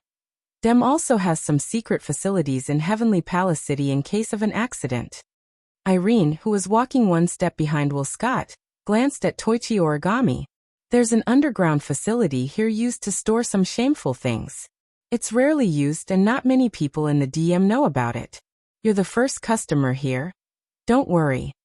Will Scott waved his hand and turned around. His eyes were cunning. For you this must be a good place. Hearing that, Tokichi Origami also lowered her head and quietly followed behind Will Scott and Irene.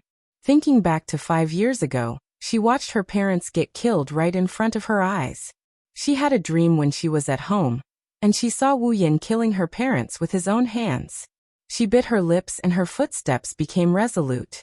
No matter how Will Scott and Irene answered Koichi Origami's question, no matter where they planned to take Koichi Origami to, Koichi Origami didn't care. Even if it was hell in front of her, As long as Will Scott could give her the power to take revenge, she would move forward regardless of the consequences. This was the path Tabichi Origami set 5 years ago. It was a dark path. There was no path ahead. It was a path destined for destruction, just like the alley Tabichi Origami was walking in. Even his figure gradually walked into the darkness and was swallowed up by it. The clear sound of footsteps echoed in the dark and deathly silent alley, and the path under his feet became narrower and narrower. After walking for nearly 15 minutes, there was still no end. However, in the endless alleyway, Will Scott and Irene stopped abruptly when they arrived at a certain spot. They turned around and looked at the wall beside them. "This is it, right?" Will Scott scratched his head, confusion written all over his face. It was apparent that for a person like him who could cover the sky with one hand in the DM, it was already pretty good that he could remember the approximate location of a small secret facility. On the other hand, Irene was certain. Yes. Lifting her feet, she walked forward. She began to feel around on the smooth and somewhat dirty wall that was covered with moss. After a while she stopped. In her hand, a trace of green light flashed and disappeared. "This is..." Toichi Origami, who clearly saw this scene, was stunned. A little surprise appeared in her eyes. "Terde Tori." "Yes, that's right." Irene nodded. In DEM, some of the secret places and important places are usually opened with the records of the Terde Tori as the key. After all, it's the human brain that controls the Terde Tori. Everyone's control of the Terde Tori is different, so the same brain doesn't exist. It's safer than any method of identification. As she spoke, she kept changing the precision of her Terde Tori. The frequency of her Terde Tori fluctuated in a unique way until a green light flashed on the wall. She stopped what she was doing. "Kacha!" The sound of an ancient door opening faintly rang out. Immediately, the wall in front of Irene slid open like an automatic door, revealing a pitch-black hole. Irene quietly retreated and signaled to Westcott. Westcott chuckled and walked in with Irene. Tabichi Origami followed them indifferently. After the three of them walked in, the door closed automatically with a kacha sound. Some lights turned on automatically and illuminated everything inside. Tabichi Origami finally saw the place clearly. In simple terms, this is a place with the same layout as some of the isolated areas in the AST. All around, the ceiling and the floor were walls made of steel, flashing with a cold luster. Unlike what Tokichi Origami had imagined, there weren't many instruments placed here. There was only a slender sealed cabin in the corner at the front, standing upright with its back against the wall. Tokichi Origami looked around and raised her eyebrows. She then looked at the sealed cabin. "It's a tool that can help you become stronger." Westcott smirked when he saw Kitaichi Origami looking at the sealed cabin. His words made Kitaichi Origami look at the sealed cabin with a longing expression. That was the look of someone who longed for power. Although the look in his eyes looked very stupid, Westcott liked it very much. And the smile on his face grew wider and wider. That instrument can automatically generate all the mana in the magic circuits here to modify a person's body. It can make a magician exceed the norm. Westcott explained with a leisurely expression. Originally, an outstanding magician would have to use a perfect and gentle method to process magic, but that would take too long, so the DEM developed this kind of instrument. Although its modification is a little harsh, it can greatly reduce the time required. You know the price of reducing the time required. Westcott looked at Tabichi Origami's pretty face and smiled. Of course, if you want to use a gentle method, it can be done in about 5 years. No need. Tabichi Origami said coldly. I'll just use it. Westcott shrugged nonchalantly and made an inviting gesture in the direction of the sealed cabin. Once you enter the cabin, it will automatically activate. Hearing Westcott's words, Yuichi Origami didn't hesitate at all. She lifted her foot and walked towards the sealed cabin resolutely. She pressed the button on the side. After the door of the sealed cabin was opened, she stepped in resolutely and laid down in the sealed cabin. Looking at the door of the sealed cabin slowly descending, Toichi Origami felt as if a figure surrounded by flames had appeared in front of his eyes. In her eyes, uncontrollable resentment appeared repeatedly. Tokichi Origami took a deep breath and closed her eyes. I don't care what price I have to pay. I will kill you the next time we meet, Itsuki said. Inside the isolation facility, Westcott and Irene watched the door of the sealed cabin close. They were speechless when they saw that the cabin was filled with dense magic power and unknown liquid. What? Westcott was the first to break the silence. Don't you want to ask something? Yes. Although I know Ike must have his reasons, there's something I don't understand. Irene stared at the sealed cabin in front of her. She stared at the origami kite that was bathed in liquid and magic. At least, I don't think Tabichi Origami is good enough to defeat that man. Even if she used a stronger mana treatment method than Shina. Mana treatment will consume a lot of lifespan and cost a lot. However, it's also the fastest way to gain power. But even after using magic, there were good and bad effects. It all depended on whether the target's talent was good or bad. If it was bad, one might pay a painful price in the end and end up with nothing. If it was good, for example, Shina, who was much younger than Elaine, was only slightly weaker than her. In Elaine's opinion, a nameless girl from AST, even if she was magically enhanced, would only be able to compete with the real deal. There was no way Elaine would be able to compete with her, let alone the man who defeated her. Irene didn't understand why Westcott would spend so much effort to modify Tabichi Origami. A person's feelings are a wonderful thing, Irene. Cote said meaningfully. She might not be able to surpass you in the end, but she might be able to achieve better results than you.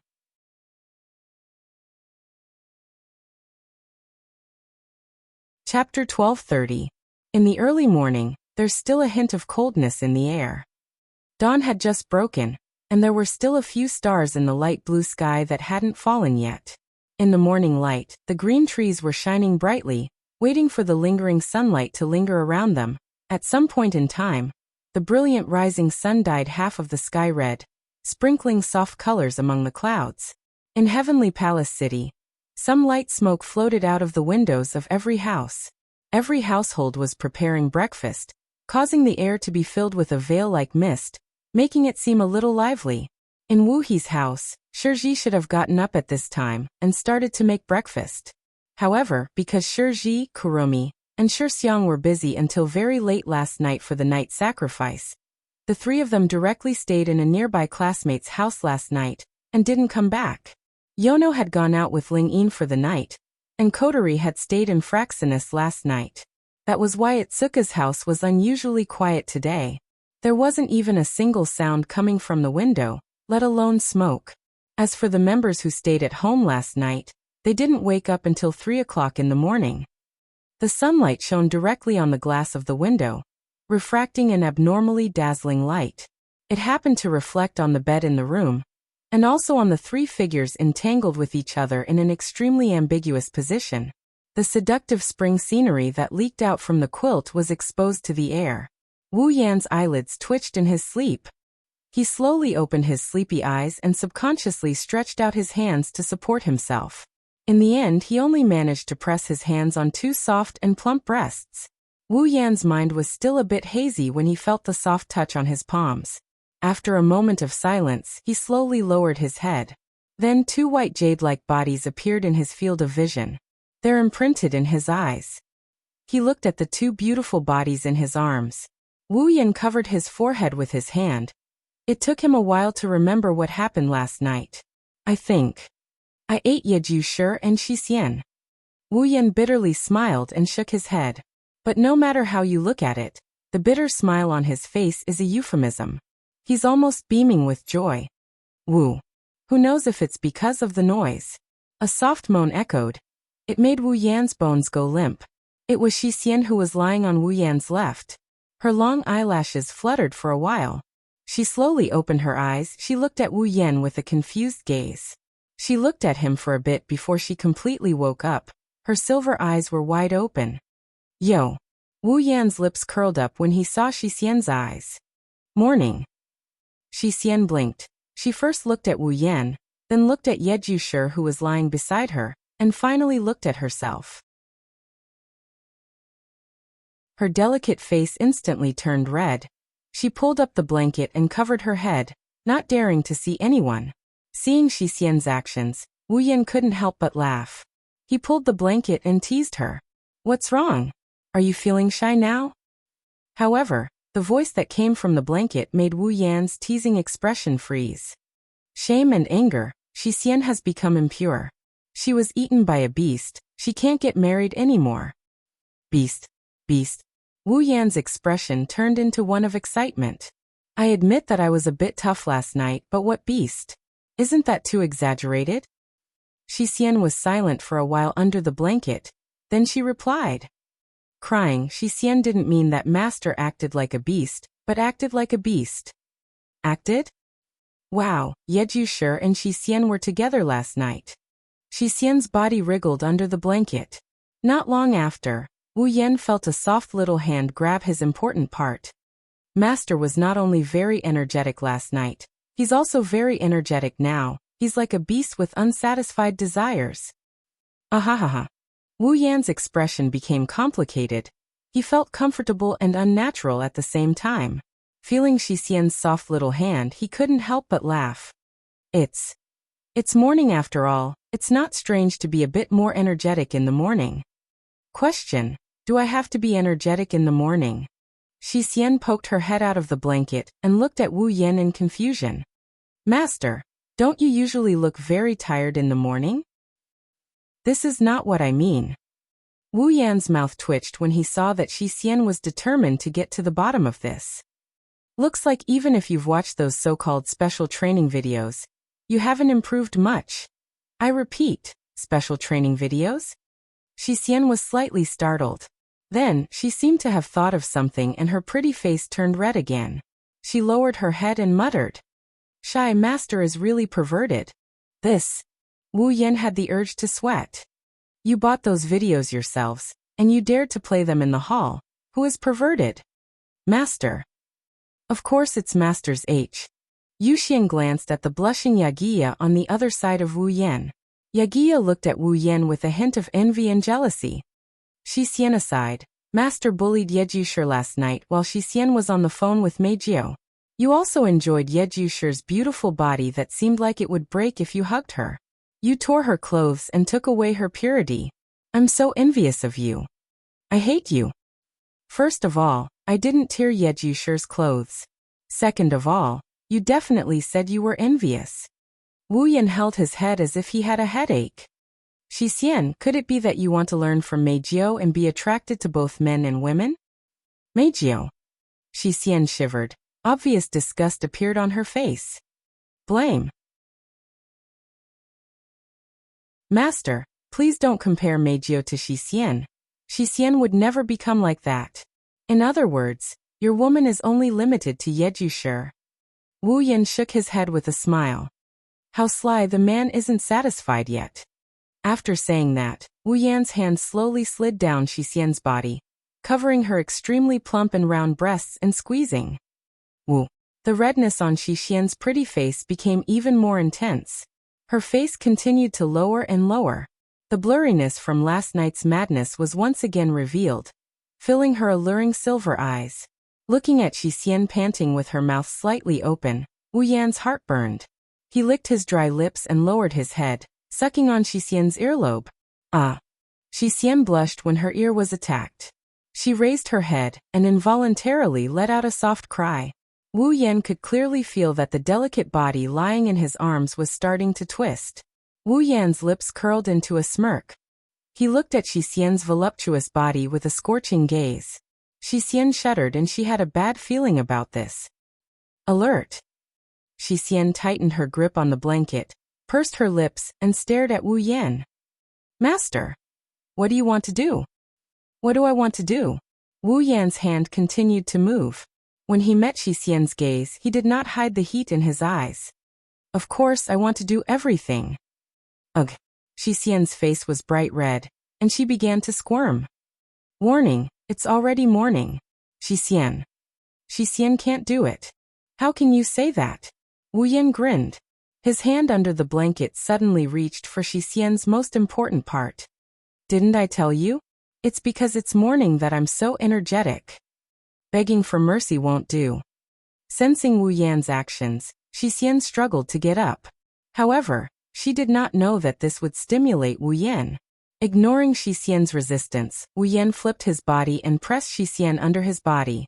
Then he forced her to turn around. Her hands were on the bed, and her back was facing him. Then, Wu Yan held her slender waist with both hands.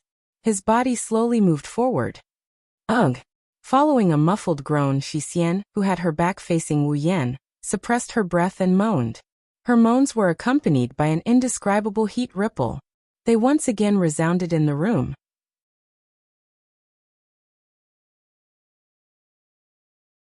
Chapter 1231. Heavenly Palace City, Wu He's home. Shi Xian was sitting on the sofa in the middle of the hall. Wu Yan was lying on her lap, using her as a pillow to enjoy the pleasant morning. Lying on Shi Xian's smooth thighs, Wu Yan narrowed his eyes. His face was full of enjoyment. From time to time, he would open his mouth and put the breakfast that Shi Xian brought into his mouth. As he chewed, he sighed. If I could have this kind of treatment every morning, it might not be bad to wake up early. Wu Yan raised his eyelids. In the next moment, a half-squinted and listless face appeared in front of him. However, it was difficult to control the faint smile on the corner of her mouth. He could not help but laugh. Shi Xian's pretty face turned slightly red. She turned her head away, not daring to look into Wu Yan's eyes. Seeing this scene, Wu Yan laughed even more happily. His gaze was also fixed on Shi Xian's face. His heart was in turmoil. It had to be said that even if one did not look at Shi Xian's voluptuous figure, just looking at her appearance was already very shocking. She definitely would not lose to any of the girls that Wu Yan knew. Last night, her relationship with Wu Yan had further improved. Not only did Shi Xian's complexion become more rosy, but her appearance also became more beautiful. Her every move also released a soul-stirring temptation. Coupled with Shi Xian's personality, she was even more attractive. Although Shi Xian had a listless face all day long and liked to quarrel with Yi Juya and 10 fragrances, Wu Yan knew that there was an indescribable gentleness in Shi Xian's bones. This gentleness, it could be seen during normal times. Unlike Yi Juya, for the sake of his dignity, she would sometimes be very domineering. She was also very carefree in private. Shi Xian's usual actions were very similar to a gentle and generous girl. Thinking about it, she was definitely a gentle girl deep down. And this point was now proven by Shi Xian's attentive feeding actions. Looking at Shi Xian's beautiful rosy face, Wu Yan heaved a sigh of relief. He felt slightly regretful in his heart.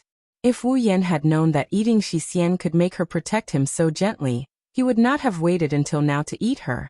Although part of the reason was because of Shiori, the Bawu sisters were always by his side. If he wanted to eat them, he could still find opportunities. However, Wu Yan didn't. He had been thinking of eating it in the future. Now he finally regretted it a little.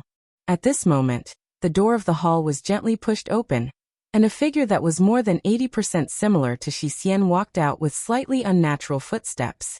She swept her gaze across the hall. Finally, her gaze landed on the two people who were enjoying themselves on the sofa. Her eyes were filled with resentment. Humph. Seeing how sweet the two of them were acting, Yi Juya pouted and snorted. She quickly walked in front of the two of them, and put her hands on her hips. She looked like a spoiled brat. However, when Yi Juya's gaze met with Shi Xian's, the two of them quickly looked away as if they were electrocuted. Their beautiful cheeks also blushed because of this. Obviously, the two sisters remembered that they served the same husband last night. No matter how good their relationship was, they had to play so fiercely the first time. Now that they see each other, they will feel more or less awkward. Of course, this is a little awkward. When Yi Juya lowered her head, her beautiful eyes widened. When she looked at the werewolf lying on her sister's lap, she immediately became angry. Before Yi Juya could say anything, Wu Yan raised an eyebrow and chuckled. What? Do you also want to lie on Shi Xian's lap and enjoy the breakfast she feeds you? Hearing this, the angry expression on Yi Juya's face froze. It was clear that he was very tempted by the offer. Unfortunately, this little bit of interest was quickly dispelled by Wu Yan's nonchalant statement. Today's dusk cord belongs to me. Wu Yan declared without any room for argument. Only today, you are not allowed to take it from me. You. Yi Juya was furious. Even if you are the master, you cannot be forgiven for toying with me. When he heard Yi Juya's words, Wu Yan's lips curled up. He waved at the flustered and exasperated girl in front of him who seemed to be in a complicated mood. Yi Juya paused for a moment, then she seemed to understand something. Her face turned red and she bashfully glanced at Xixian. When Xixian nodded and smiled at her, she mustered up her courage and obediently walked over under Wu Yan's smiling face. Compared to Xixian's voluptuous figure, Yi Juya lost in terms of voluptuousness. With a slender body and a thin waist, Yi Juya exuded a youthful aura. This aura didn't make Yi Juya appear too immature. Instead, it gave her a youthful aura that was completely different from Xixian's gentleness. Wu Yan almost couldn't tear his eyes away from Yi Juya. Under Wu Yan's seemingly warm gaze, Yi Juya's heart pounded. A blush crept up her face, and even reached the tip of her ears. She lowered her head and didn't dare to raise it for a while. As if to change the topic, Yi Juya quickly looked at Xixian and whispered with a red face. Xixian, you were bullied by him last night, right? Hearing this, Xixian blushed again. The two sisters had been devoured by a certain wolf on the same day and night, causing their skin to become thinner. Just today alone, they had blushed countless times, but Xixian still answered Yi Juya's question. Correction, it wasn't just last night. Xixian was bullied in the morning too. After saying that, perhaps because she felt a little shy, Xixian didn't forget to act arrogant. Blame? Xixian thinks it's all Yi Juya's fault. Last night, he was intimate with Master in the hall and Xixian was dragged into it.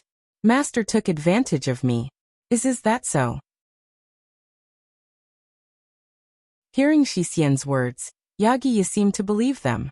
His face was filled with confusion. I don't know either. Who knew Master would suddenly have an erection? He was the one who made the first move. Yes, it's Master's fault.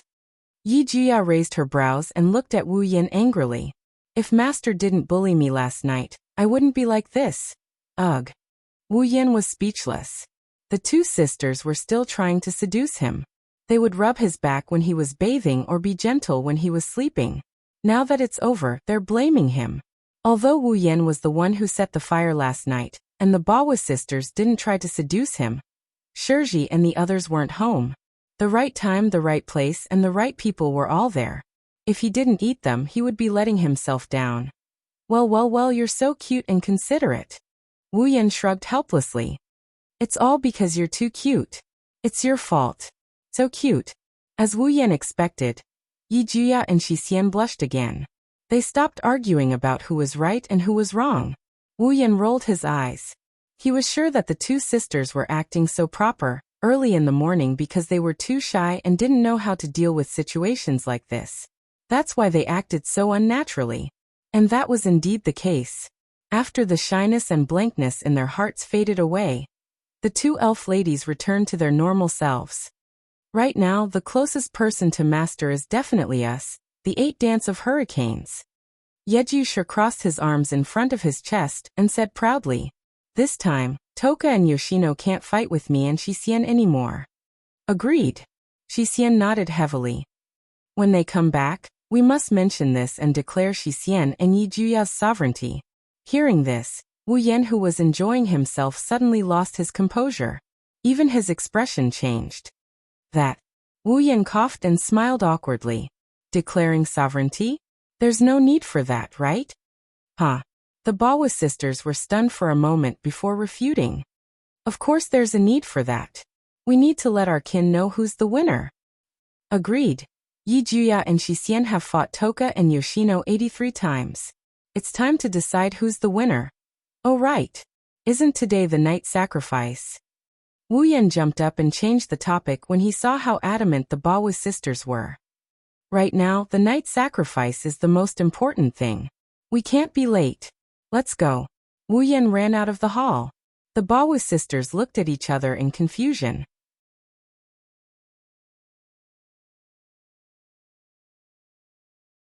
Chapter 1232. Heavenly Palace City, Dem Secret Facility. Standing side by side, Westcott and Irene stared at the sealed cabin in front of them. Looking at the origami kite soaked in liquid, the smile on Westcott's face was gone. Irene was no longer as cold as before. The only emotion left on their faces was solemn. Irene. Irene didn't move her eyes away from the sealed cabin. She broke the silence. This child. That's right. Westcott nodded and gave his comment. This is too shocking. An entire night had passed since the beginning of the mana processing work. Tonight, Westcott and Irene's understanding of Origami Kite kept changing. Finally, Westcott gave an evaluation of Origami Kite as too shocking. It's because of the mana treatment effect on Kite Origami's body. The reason why the body was processed with magic power was to improve the user's adaptability with the cryo unit. The brain region that could control the cryo unit would be stronger, and it might even be able to control the cryo unit at will, or even surpass the specifications. The performance of the cryo unit would be maximized. Depending on each person's talent, the effects of the mana treatment will be different. Some of the effects will be weak while others will be extraordinary. Just like in Shinna, after the effects of her magic power processing came out, it directly made her the second in command of the Dem magicians. She was also the one with the best magical effects so far after her body had undergone magical treatment. But today, this record had been broken. The person who broke it was none other than Shinna. It was Kite Origami. Will Scott and Irene turned their gazes to a display screen beside the sealed cabin.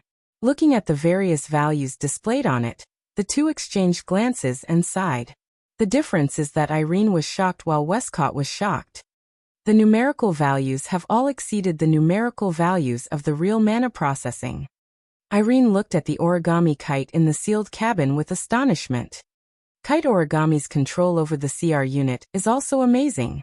I'm afraid she's even stronger than Shinna. However, with the magic power processing to this extent, the lifespan of the origami kite should be less than a year. If she can control the CR unit that surpasses the limit, her lifespan will be even shorter. Westcott sighed. I didn't expect her to be so talented. What a pity. Will Scott chose to help Kyuchi Origami because of the grudge between Wu Yen and Kyuchi Origami.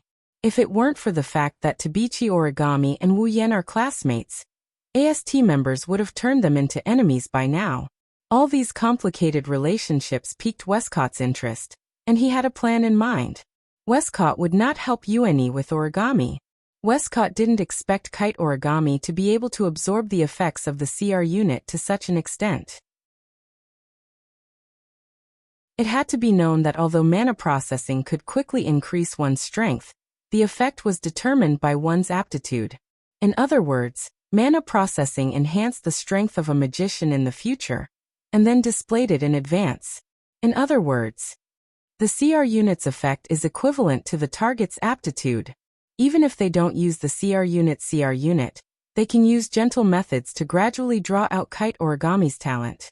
Kite Origami can reach this level. If Westcott knew Kite Origami had such a talent, he wouldn't have recklessly asked her to use the CR unit's lifespan reduction magic. Who knows, we might have destroyed a treasure with our own hands. Will Scott shrugged helplessly. How should I describe this feeling? It's regrettable but also pleasant. Irene glanced at Westcott. She felt powerless against his bad taste. She shook her head and looked at the screen again. Based on the current situation, if Kite Origami is equipped with the latest CR unit, her power will surpass Shinya's. Her final power should be several times that of Shinya's. What a nice number. Will Scott licked his lips. He looked at Origami Kite as if he was looking at a fun toy. It's a pity, but with this kind of power, Itoka Shido should be in a lot of trouble. After saying that, Will Scott looked at Irene and smiled meaningfully. Who knows, maybe this young lady has already surpassed you, the world's strongest magician. Hearing this, Irene did not refute, but some dissatisfaction appeared in her eyes. Clearly, Irene didn't like Will Scott's evaluation. Even if Irene had lost the title of the world's strongest, she still didn't want to lose the title of the world's strongest magician. She didn't think she would lose it either. Still, she acknowledged Kite Origami's power. Indeed, Kite Origami's power has greatly increased. With the latest CR unit, her power shouldn't be underestimated, but she shouldn't be Itoka Shido's match, right? Actually, I didn't think much of her strength at first. What I wanted more was to see them kill each other. Will Scott's tone was calm as he spoke of the danger. But this isn't bad either. Maybe it'll be more interesting. Lowering his head, Will Scott muttered to himself for a moment before suddenly speaking. When she comes out, give her Mordred. Wah. Irene's expression changed. Her eyes were filled with shock. Isn't that too hasty? Even if Kite Origami's power is amazing, she's not a member of Democratic. She's just a chess piece controlled by you. Is there a need to give her Mordred? It's okay, this will make things more interesting. Will Scott smiled indifferently. Anyway, Kite Origami only has less than a year left. Coupled with Mordred's superb performance, her lifespan should only be about half a year if she controls Mordred. She can just retrieve it after half a year. Is that so? Irene frowned. Have you really decided? Yes. Mordred is indeed very precious, but since it's already been made, it's only a matter of time before I can make another one. Otherwise, I wouldn't have given Mordred away. The corner of Westcott's mouth slowly curled up. After all, Mordred is the world's strongest magician, Irene Mira. Mira? The CR unit that Methers owns is the sister of the Pandaragon. It's a precious CR unit that has the same performance as the Pandaragon. Irene was silent. After a while, she nodded helplessly. I understand. Reaching out her hand, Irene touched Toichi Origami's face that was soaked in the liquid through the glass window of the sealed cabin, and curled her lips. With Mordred's performance and Kite Origami's power after being treated with magic, it's basically confirmed that it's better than Xena. Well, Will Scott turned his head and waved his hand indifferently. Let's just hope she can bring us some good entertainment. Just as Will Scott's voice fell, the indicator light on the sealed cabin that had been in a red state suddenly turned green. Then the door of the sealed cabin bounced up and slowly opened. Both of their gazes instantly shot towards the sealed cabin, watching Kite Origami. Under their gazes, Kitsune Origami's eyelids trembled, and then it suddenly opened its eyes. With a splash, Kitsune Origami walked out of the sealed cabin with her drenched body and wet clothes. She looked at her hands. She could clearly feel that she was no longer the same as she was before. As for what exactly was different, Tokichi Origami couldn't pinpoint it. The only thing she could be sure of was that her brain had become clearer and faster. He looked up at Westcott, who showed a big smile and opened his hands. Welcome, congratulations. Thank you for your hard work. Avenger.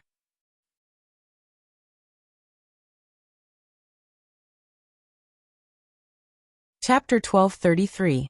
Oh, that looks delicious. Sure, Dao, let's go there. Toka said with an intoxicated look on her face. She's drooling as she tugged at Wu Yan's clothes. That looks like applesauce. It does look delicious. It's red and sticky, just like blood. This was what Kurumi said as she showed a bloody smile and licked her lips while agreeing with Ten Fragrance. Kurumi was also licking her lips with a slurp sound. That. I want to try. That thing called shaved ice. She looked like she was about to cry. Her face was red and she didn't dare to look at Wu Yan.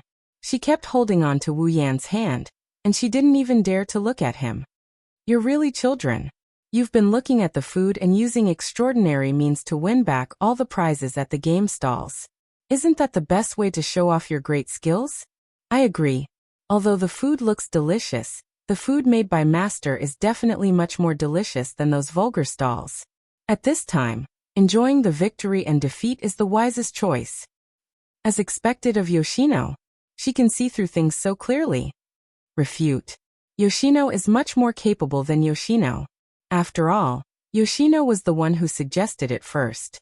This is what Yaguya and Yushin said to Wu Yan. Yushin and Yushin are standing behind Wu Yan like his bodyguards. They've been flattering each other for a while now.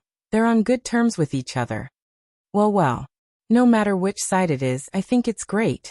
As long as I can be with my dear, I have so many cute girls to accompany me. I am so happy. Mei Jio was wearing a mask on her face. She cupped her cheeks and pretended to be happy as she said this. It should be mentioned that these girls who were incessantly expressing their opinions were currently in a state of encirclement. They are surrounding Wu Yan. Except for the front, they are all surrounded. Thus, a group of extremely beautiful girls surrounded a boy in the middle. They are constantly fawning over him. On the street of the heavenly palace square, the passionate display attracted a series of gazes that are even more passionate than the pictures. They are so passionate that they can burn people's skin. I don't know why. I suddenly feel like burning someone. I don't know why. I suddenly feel like lighting a fire. I don't know why. I suddenly feel like tying something. Tying something to a cross, right? Yes. Yes, yes, yes. You know me. Actually, I have a rope. Actually, I also have gasoline. Why do I have a torch? Yes. While they looked at each other in sympathy, they also looked at Wu Yan angrily. They didn't know how dangerous their words were. The stalls and the people on the street were talking to each other. As for Wu Yan, his ears are already numb from the chattering of the fairy girls and the dangerous words of the passers-by. Even his face is tense. He looks like a dying man. Only his mouth is moving up and down, repeating the same sentence. Get used to it. Get used to it. Get used to it. Get used to it. Seeing Wu Yan's reaction, Shirji, who is walking at the back of the group, looked at him with pity. Shido, actually you have a hard time, you are quite pitiful. Shirji classmate, what did you just say? While Shirori was giving Wu Yan a pitiful look, Mikoto, who appeared next to Shirori, said something so frigidly that Shirori jumped in fright. With Shiori's relationship with Wu Yan and Ko, she naturally knows Meijio's true identity. When she thought about how the masked girl walking beside her is actually a super popular idol, Shirori couldn't help but feel a bit reserved. No. It's nothing. Oh. Meijio nodded casually. She didn't seem to care about what Shirji said. But soon, Meijio's bright voice entered Shirji's ears. Actually, I recently obtained some new tea leaves. I heard they can make delicious black tea. I wonder if Shirji classmate is interested in having a drink with me? Drink. Drink. Drink. Shirji felt a bit conflicted when she heard Meijio's tone. She sounded like a bad person trying to persuade a cute girl to drink. It's not that Shirji doesn't like black tea. It's not that she doesn't like Meijio. It's just that this isn't the first time Meijio invited her to drink tea. When she first met Meijio, Meijio already invited Shirji to her house to drink tea when she was free. At that time, Shirori wanted to agree, but the moment she was about to nod, Kurumi, Yejuya, and Shisien looked at her as if they were looking at a warrior who was about to embark on a path of no return.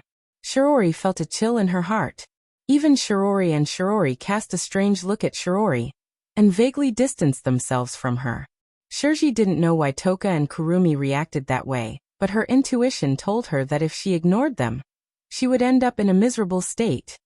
Shirji's intuition told her that this ending was very similar to the feeling she got from Tokichi Origami. So Shirji perfunctorily rejected Meijio's invitation. However, Meijio didn't seem to have any intention of giving up. Along the way, Meijio invited Shirji to her house for tea for the umpteenth time. Shirji wanted to cry, but no tears came out. Wu Yan, who was walking in front of her, clearly saw this scene and was full of admiration for Shirji. As expected of the protagonist of the original work. Even if she's really feminine, she's still very popular with women. Not only does Tokichi Origami want to take her to forbidden places and do things to her, but even Meijio, who likes both men and women, has set her as her target. The difference is that Meijio's target range is wider. Unlike Tokichi Origami, who only targets Shirji Yuri, Meijio only targets Shirji Yuri, who has black and white twin ponytails. Of course, Tokichi Origami isn't as perverted as Shirai Kuroko. Probably. When he thought of Tokichi Origami, the numbness on Wu Yan's face faded away and was replaced by a frown. For some reason, when the name Tokichi Origami rose in Wu Yan's heart, a very impetuous feeling rose in his heart. This impetuous mood was exactly the same as the last time he met with Woodman and reached a consensus in the bathroom. It was the same impetuous mood that appeared for no reason. Could it be that the thing I neglected has something to do with Tokichi Origami? As this thought rose in his mind, Wu Yan realized that ever since he chatted with Tokichi Origami about her parents' murder, he didn't pay much attention to her. He almost ignored her. Given Tokichi Origami's personality and the hatred in her heart, She should still be in the process of searching for the murderer of her parents' murder, right? I wonder how her investigation is going. The more he thought about it, the more impetuous Wu Yan became. His frown deepened and he had a bad premonition. He had a feeling that something bad was about to happen. What's wrong? Kurumi noticed Wu Yan's frown and tilted her head with a smile. If there's something troubling you, you can share it with me. If there's something troubling you, you should talk about it, not share it. Wu Yan rolled his eyes at Kurumi and sighed. It's not really troubling, it's just that I'm a little confused. I see. Kurumi tapped her lips with her finger. Just as she was about to say something, Wu Yan suddenly stopped and focused his eyes. What's wrong? As Wu Yan stopped, the surrounding girls all stopped as well. They followed Wu Yan's gaze and looked forward. Then a figure appeared in everyone's eyes. Everyone was startled when they saw the figure. Wu Yan narrowed his eyes. Tokichi Origami. Maybe she heard Wu Yan's call. Tabichi Origami slowly lifted her head from the crowd. Her eyes were filled with killing intent and hatred as she stared at Wu Yan and the others. Wu Yan and the others felt their hearts tighten.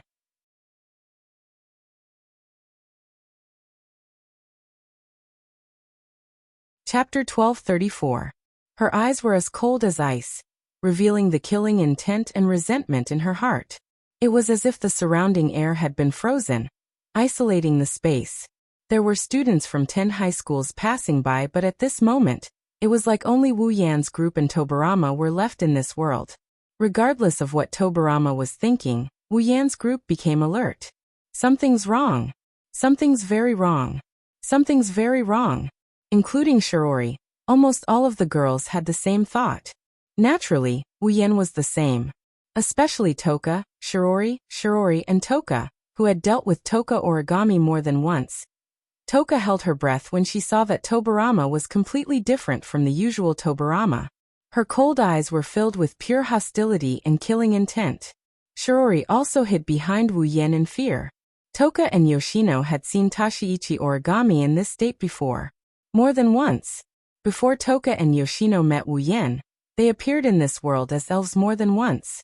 Whenever they did so, the AST would send out a crusade against them. As a member of AST, Tobarama was a member of the group that attacked Toka and Shirori. At that time, Tobarama was in this state. She hated elves. Killing elves was the only reason she lived in this world. The current origami kite was exactly the same as the origami kite, who was a member of AST and fought against Toka and Yoshino. Of course, compared to when she attacked herself, the current Tobarama's hostility and killing intent were much stronger. Her hatred increased infinitely along with her cold gaze. She was like an evil spirit that returned from hell. But this state, Toka and Shirori also saw it. That was the day when they followed Wu Yan back to this world, and caused the space quake. When Tobarama saw the elven coterie, at that time, Kite 1 could fold paper. Just like the current Kite 1 origami. They could completely overlap with each other. Almost instantly, Toka felt an instinctive hostility towards Toichi's origami form, and her body tensed up. If it wasn't for the fact that his spiritual energy was sealed, he might have even used his angel to prepare for battle. What do you want? Yes, origami classmate. Shirori also seemed to be a little panicked. Looking at Tabichi Origami staring at Wu Yan, she quickly opened her mouth. If Shido did something wrong and made you angry, you can tell me directly. I can ask him to apologize to you. Apologize? Kitsune Origami's eyes widened in an instant, then she roared in anger. How can an apology make me give up on revenge? Accompanied by the angry roar. A burst of faint light broke through the air from all directions and covered Kitsune Origami's body, rendering her into a dense light and gradually elongating. When the light and shadow dimmed, Kitsune Origami's appearance had completely changed. Her Laichon High School uniform had disappeared, and was replaced by the tight streamlined suit that must be worn when equipping the CR unit, and the strongest symbol of magician's strength, the CR unit. However, different from the crude CR unit of the past, the CR unit on Kitsune Origami's body had changed greatly. The entire body was made of dark gray mechanical armor, covering Kitsune Origami's limbs and scattered parts. The shape was particularly sharp, and the shoulders and ribs were covered with wing-like armor. On Kitsune Origami's back, there was an X-shaped propulsion jet, and a huge cannon-like armament on her waist. This was the CR unit, on Kitsune Origami's body. What is that? On the street, the crowd who saw Kite's origami equipment with their own eyes could not help but widen their eyes. Their faces were filled with shock and bewilderment. This surreal scene had shocked all of them to the point that they were stunned on the spot. They had entered a state of stupefaction. Origami classmate. Shiori was also shocked. Wu Yan, Kurumi, Toka, Yoshino, Yagoya, Yuxian, and Mikoto were all in disbelief when they saw Kitsune Origami's CR unit, in front of everyone. When they noticed the appearance of the CR unit, on her body, their disbelief was replaced by shock.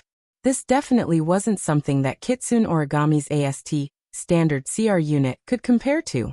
Moreover, based on appearance alone, the CR unit, on her body was very similar to another person's CR unit. The world's strongest magician Irene? Mira?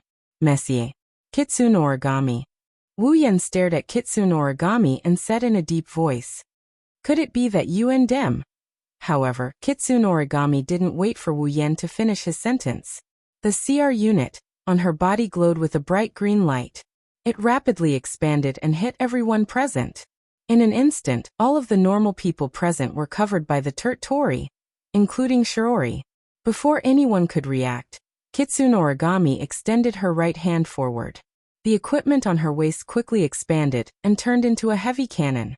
She held it in her hand and pointed it at Wu Yan. Wu Yan's expression changed. He quickly undid the seals on all of the elf girls present. At the same time, Kitsune Origami pulled the trigger on the cannon in her hand without any hesitation.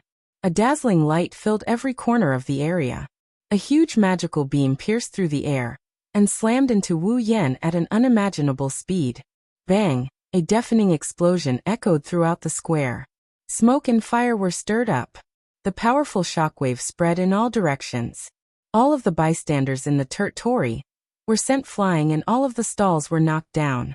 It's not hard to imagine that if Kitsune Origami didn't cover the normal people present with her Tori, that attack would have killed at least 20 to 30% of the people present. Looking at the smoke and fire that permeated the scene, the crowd who realized what kind of state they were in just now screamed in horror and fled in all directions as if their lives depended on it. It was only after they had fled for a certain distance that the Tori on them disappeared. What happened? That was a loud noise. Look over there. There's smoke. Could it be that there's a gas explosion somewhere? With this piercing scream as the source, the Heavenly Palace Square suddenly became a mess. The crowd, who did not know what was going on, looked in the direction of the smoke and fire in surprise. Some of the more curious ones even moved in this direction. In the center of the smoke and fire, there was a hole at least 2 meters deep and 5 meters wide. There was a straight line between the hole and Kitsune Origami, proving that what happened just now was not a dream. In the middle of the hole, Wu Yan reached out with one hand. There was some light smoke and magical fluctuations coming from it. Just now he had used this hand to block Tokichi Origami's attack. On his other hand, Wu Yan is holding Shiori by the waist. Their surroundings are still rippling with the light of Tori, domain of will. However, her face is also filled with fear. Seeing the uncontrollable fear on Shiori's face, Wu Yan's eyes flashed with anger. For Shiori, who didn't know what Tori does, she was facing death just now. Wu Yan looked at Kitsune Origami. The anger in his eyes turned into coldness. Do you know what you've done? I don't need you to remind me. Kitsune Origami raised her heavy cannon and said with a cold tone. There was no confusion or hesitation in her voice. Everything will end if I kill you, including me.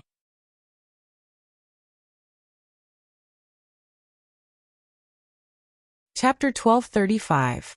Once I kill you, everything will end, including me. Hearing Tabichi Origami's cold and resolute tone, Wu Yan clicked his tongue in annoyance. His brain started working at high speed. Why did Kuta Origami become like this? Why did Kuda Origami hate him so much, and even made a declaration of self-destruction? Why was Kuda Origami equipped with a CR unit, similar to Irene's form? Why did Kyuchi Origami's strength seem to have increased so much that it was comparable to an elf? These 4 questions flashed through Wu Yan's mind. They mixed with the impulsive feeling from before and occupied all of his nerves. Looking at Kuda Origami's crazy appearance, and recalling all the words it just said, Wu Yan had a vague guess. Sherdao. Brother Sherdao. Lord Husband. Master. Darling. In the air, the elven girls who had disappeared from their original spot descended one by one with cheers. They had all changed into colorful spiritual equipment of different styles. Toka even held her own angel in her hand, the greatsword Sandalphon, and pointed it at Tokichi Origami from afar. Kuda Origami. How dare you hurt Sherdao? The elven girls also looked at Tokichi Origami with vigilance and anger in their eyes. You bastard! For harming my lord. You shall pay for your sins with your life. Angry, because your actions are enough to treat you as an enemy. You want to hurt my darling? I will never agree. However, Kuda Origami's expression didn't change in the face of the elven girl's questions. It glanced at all of the elven girls present. Princess. Nightmare. Hermit. Berserker. Diva. Songgirl. Its originally cold eyes became even colder as it spoke. Even the air seemed to have frozen. Other than Ifrit, everyone is here? Perfect. Elves don't need to exist in this world. There was no reason for it to exist. It would be best if I could kill him myself. Era. Beside him, Kwangsen covered her mouth and laughed. Her eyes were filled with cruelty. Did your confidence increase to this extent just because you got something from Dem? Do you think you can defeat us with that cold thing on your body? We have more than one elf on our side. They might not take turns to fight with you. Hearing this, Tokichi Origami lowered her head. After a moment of silence, he raised his head abruptly and stared intently at Wu Yan. A monstrous hatred immediately surged into her expressionless face. As long as I can kill you, it doesn't matter. You. Toka glared at Toichi Origami. Just as she was about to say something, Wu Yan stopped her. Wu Yan handed Shirori, who had fallen asleep at some point, to Toka. He also stared at Toka Origami and spoke to Toka and the others. Take good care of Shirori and the surroundings. Don't let ordinary people barge in. Shirori. Seeing the unconscious Shirori, Toka hurriedly hugged her. The anger in her eyes was replaced by worry. What happened to Shirori? Don't worry, I just used a hypnotic magic on her, and erased her memory. Wu Yan replied without turning his head. Kotori tried her best to keep Shirori out of the mess between the elves and magicians. It's best if Shirori doesn't know about what happened today. Also, the students who witnessed everything at the scene, a few of you, come out and ask Kotori to erase their memories. What about you? Meijio asked anxiously. Do you want to? There are some things I need to figure out. Wu Yan interrupted Meijio with a smile. You don't have to worry about me. I won't be in trouble. Kotori, on the other hand, I haven't been able to get in touch with her since the beginning. Her communication with Fraxinus seems to have been cut off. Something must have happened over there. Wu Yan narrowed his eyes. Even though I removed the seal on Kotori, I'm afraid she might be in trouble if she's alone. Split into 2 groups. One group will watch the surroundings and make sure no one barges in. The other group will go to Kotori and support her. Listening to Wu Yan's analysis, the elven girls exchanged glances and they nodded. Then, be careful. Don't worry. The elven girls looked at Wu Yan and Toka Origami. They levitated into the air and left the scene. Toka Origami frowned. She didn't want the elven girls to leave. However, when she saw Wu Yan didn't leave, she focused on Wu Yan again. Her gloomy expression revealed the hatred in her heart. Itsuka. Shido. Wu Yan took a deep breath when he heard Toka Origami's resentful voice. He stepped forward and stared at her. It seems that your investigation during this period of time seems to have found something that even I didn't expect. Tabichi Origami's undisguised hatred, her murderous tone, and the CR unit on her body that is definitely the handiwork of the Dem, are telling Wu Yan that things are about to get troublesome, considering his understanding of Tabichi origami, and the fact that he always blurted out the word, revenge. Wu Yan could more or less guess the cause of this. You think I'm the one who killed your parents? Think. Toka Origami bit her lips. She roared at Wu Yan with a hoarse voice. I don't think so. You killed my parents. I don't know how you came up with such a conclusion. I really want to clear my name, but looking at you right now, I don't think anything I say will change your mind. You won't listen to me anyway. Wu Yan slowly opened his eyes and his expression slowly turned to one of relief. Forget it. Consider this your punishment for acting crazy in public. Let me take you down first. Take me down? Toka Origami was furious. Her expression turned colder and colder. Do you think I'm still the same old me? If you can do it, then give it a try. Then Tabichi Origami pointed her cannon at Wu Yan, and it started emitting mana waves. The mana waves turned into a beam of light that shot towards Wu Yan like a sword of light. Boom! Toka held Shirori in her arms and flew into the air with Kurumi, Shirori, Yakuya, Yushin and Meijio.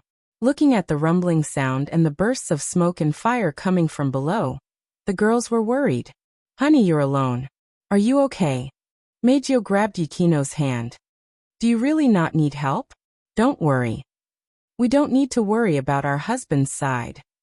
Kurumi, who was the only one who maintained a calm expression, calmly said to the girls, with our husband's strength, dealing with origami kite won't be a problem. Is that so? Toka frowned. I can feel that the current origami kite seems to have become a lot more powerful. No matter how strong he is, he can't beat husband. Kurumi shook her head. Just like husband said, instead of worrying about him, we should worry about other places first. Husband said we should split into two groups. One group is to protect the people in the Heavenly Palace Square. Don't let anyone get close. And the other group is to protect Kotori. That's right. Yijuya nodded. Master said that something happened to Kotori, and we have to go help her. Agreed. Yukino nodded. She looked at the others. But how should we split up? Kurumi pondered for a moment, then began to divide the elven girls among themselves. Meijio's ability is more suitable for controlling the situation. Toka is the strongest among us. Yukino, you three stay here. Yukino, and I will go to Kotori. The group of elven girls also pondered for a moment before nodding their heads in agreement.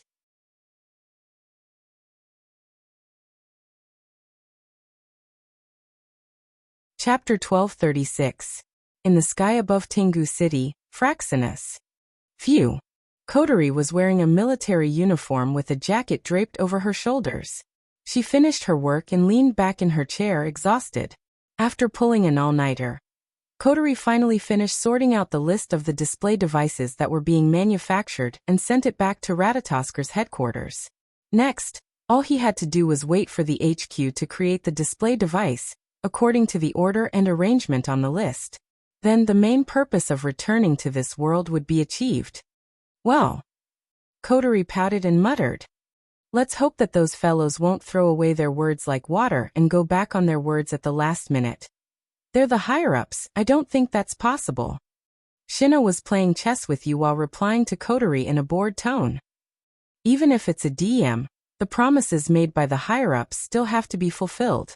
Otherwise, it will definitely be very troublesome if the subordinates lose confidence in themselves. After all, the higher-ups are not all standing on the same line. If that's the case, the round table should be the same, right? You took advantage of the time Shino was talking to take down a chess piece. Otherwise, the commander wouldn't look like he just swallowed a fly every time he contacted them. I don't care what the headquarters say. We'll follow the commander's orders without question. Kanazuki Kyuhei jumped up and down as if he was on steroids. The members of Ratatosker are gathered because of the commander. Ratatosker is what we are today, because of the commander. You gathered because of Kotori? Jinna couldn't help but look at Kotori, who was holding the jewel in her mouth, and asked in surprise. Did Kotori create Ratatosker all by herself? Nah. That's not it.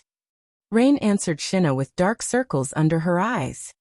Every member of the round table participated in the creation of Ratatoskr, but everyone in Ratatoskr is a fan of coterie. Without coterie, Ratatoskr wouldn't exist. I see. Shinna nodded in realization. She sighed. She's so popular. Coterie has her own aura. Many people like her. Ling Yin replied before looking at Yu. But didn't you transfer from the headquarters to support Coterie's brother? Is it okay for you to talk bad about the higher-ups from the headquarters? No problem. No problem. Yu waved her hand at Rain without looking away from the chessboard. Compared to the headquarters, I prefer Ratatoskr. I agreed to the transfer because I couldn't stand some of the things happening in the headquarters. I like Ratatoskr. The leader's not only strong, but he's also very friendly. Moreover, his affinity is very high. I am very willing to follow him. If he wants me to go back now, I might not go back. No matter which organization it is, and no matter whether their intentions are good or bad, as long as they have a bit of power, infighting is inevitable, Shinna said in a mature tone. I didn't expect you to be a member of the headquarters, Yu. When the higher-ups heard that there's a person in Ratatoskr who possesses a magical item that can seal the spiritual power of elves and has a power that's comparable to the elves, they all came up with a wicked idea. Not only did they ask me to help, but they also asked me to keep an eye on him. Night Moon did not hide anything and directly betrayed her former superiors. Now I don't contact them anymore. They've probably forgotten about me. I wish they would forget about me. Coterie pursed her lips again on the platform. They've been coming here all day to ask about the sealed elves' current situation. Yet they never ask about the seals. Instead, they're constantly asking questions about the elves' powers and conditions before the seals, and they even want to invite the elves to meet them. Do they think that no one knows what they're doing? I must tell on them at the Round Table Conference next time. Ratatoskr's members laughed kindly when they heard Coterie's complaint. At this moment, a red warning light flashed on the big screen in the command room, and a sharp alarm echoed throughout the command room. What's going on? Coterie furrowed her brows. What's going on? Commander. A member of Ratatoskr tapped on the keyboard of the instrument in front of him swiftly, and reported in astonishment. There's a powerful magic reaction near the fairies in the Sky Palace Square. There's a magic reaction near the fairies. Everyone present was shocked. They stopped what they were doing and stood up. Coterie hurriedly gave the order. Show me the captured images. Yes, Commander. Suddenly, there was a sound of typing on the keyboard in the command room. As the sound rang out, the big screen in the command room instantly reflected the scene in the Heavenly Palace Square. Then the crowd saw something. In a corner of the Heavenly Palace Square, thick flames and smoke were rising, and explosions were happening one after another. One by one, people ran out of the Heavenly Palace Square in a panic. It was a mess. At the corner of the battlefield, Tabichi Origami, who is wearing Pandaragon's sister mech, Mordred, fired her cannons at Wu Yen, who is holding up a magic barrier. Tabichi Origami. Coterie looked at the screen in shock. Why is she equipped with that thing? Why is she attacking Oniai-chan? Is that really AST's Tabichi Origami? Ling Yin exclaimed as she looked at the numbers displayed on the screen below the commander's desk. What a shocking number. It's on a completely different level from what she's shown so far. It's even higher than Shinna's. Toichi Origami. Shinna frowned and stared at Toichi Origami's figure on the big screen. To be more precise, he was staring at the CR unit on Toichi Origami's body. He lowered his voice. Why is she equipped with Dem CR unit? Dem. Everyone in the command room was shocked again. Coterie's expression also turned ugly. Is that the CR unit for Dem? Of course. I would never mistake a Dem CR unit for something like that. Shinna nodded. Although I've never seen the type of CR unit on Tokichi Origami's body, Irene? Mira? Mether's special CR unit is very similar to this one. It's definitely the work of the Dem. That's right. We have nothing to do with Origami Kyuichi. Her excellent CR unit is not something that AST can provide. Other than the Dem providing it, there is no other possibility. But why did she attack brother? Kotori couldn't figure out the reason. She shook her head and didn't care about it anymore. She didn't know what happened between Dem and Tabichi Origami. She also didn't know what happened between Tabichi Origami and her Oniai-chan. However, she was fighting Oniai-chan. Since that's the case, Tabichi Origami is the enemy. Kotori waved her hand. Start the engines. Full speed ahead. Target 15,000 meters above Heavenly Palace Square. Yes, the members of Ratatoska responded in unison. They began to operate the Fraxinus. The originally faint engine sound gradually became louder and louder. They turned the ship towards the direction of the Heavenly Palace Square. Suddenly, a sudden shockwave spread across the entire Fraxinus and hit the command room. The sudden impact caused everyone in the command room to lose their balance. They staggered to their feet and cried out in alarm. Kotori held onto the armrest of the command deck in time and shouted to the people below. What's going on now? Commander. A member of Ratatoska replied. That shockwave came from outside. What did you say? Kotori yelled. At the same time, an image appeared on the screen in the command room.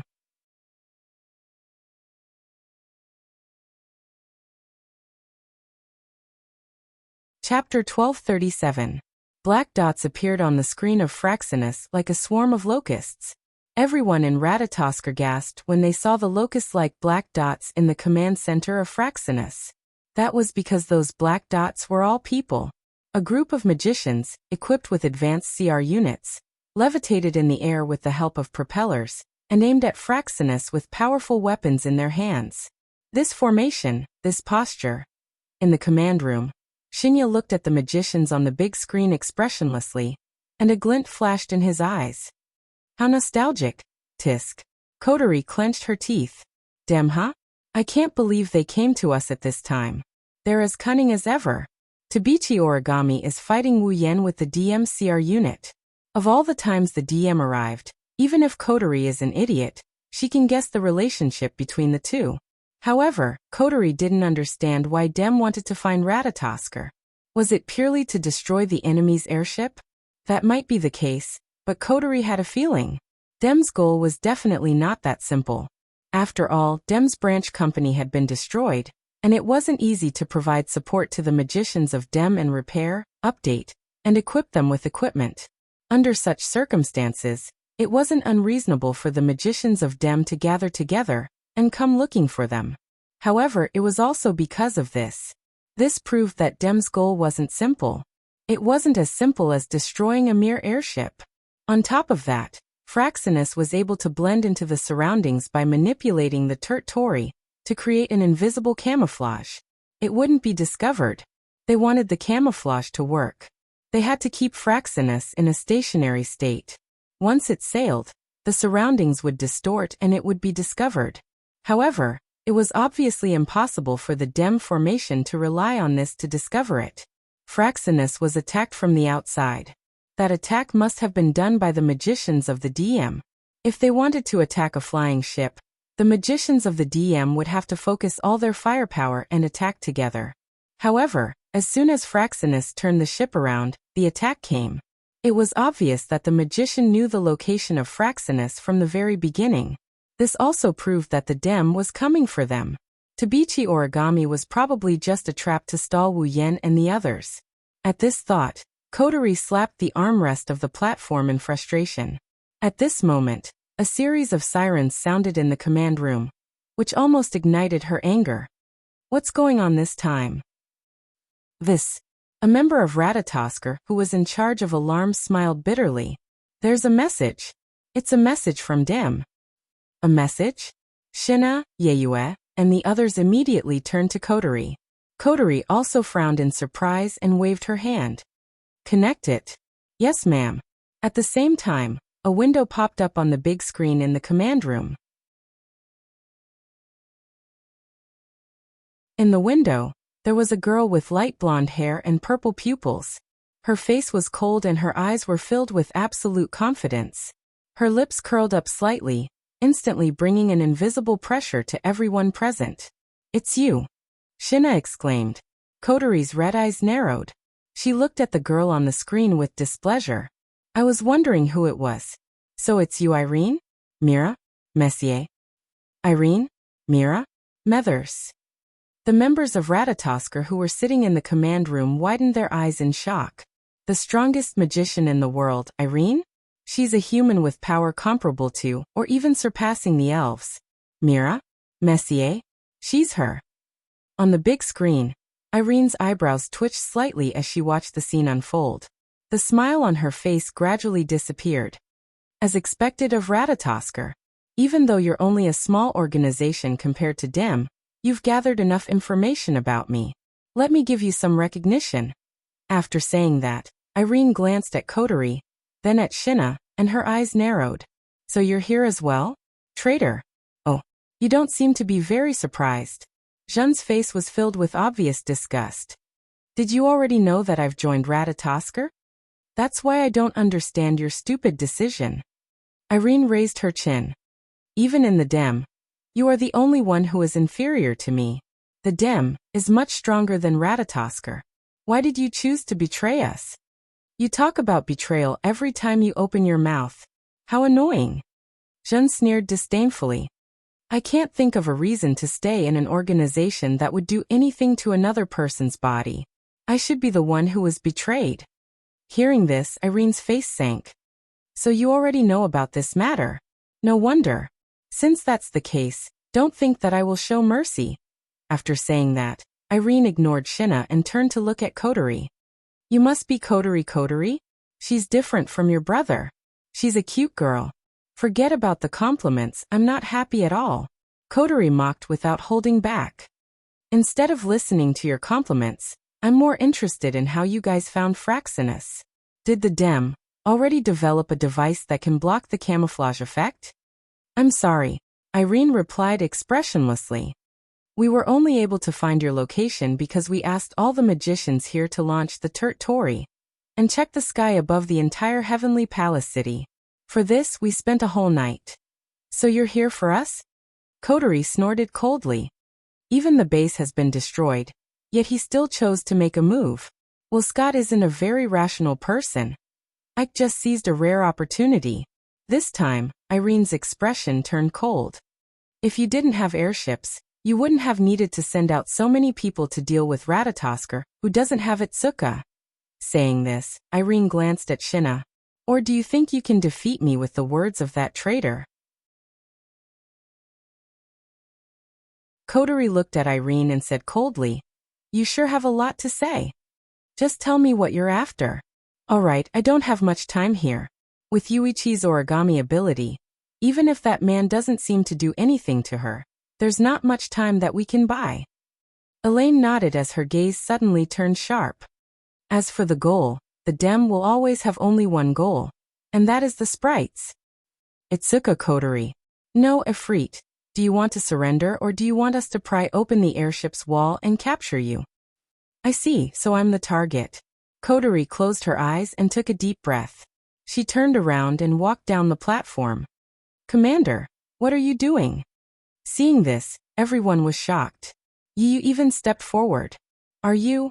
Don't worry, I won't surrender. Coterie waved her hand and turned around with a sinister smile on her face. Coterie raised her head slightly, and a trace of scorching light flashed in her eyes, causing everyone to be stunned. However, we need to teach that arrogant woman a lesson. Otherwise, she'll really think she's the strongest in the world. After saying that, Coterie left the command room. Commander's seal is broken. Kanazuki Kyuhei smiled. He turned around and looked at Shinna. Shinna, go support the commander. Understood. Shinna nodded and left the command room as well.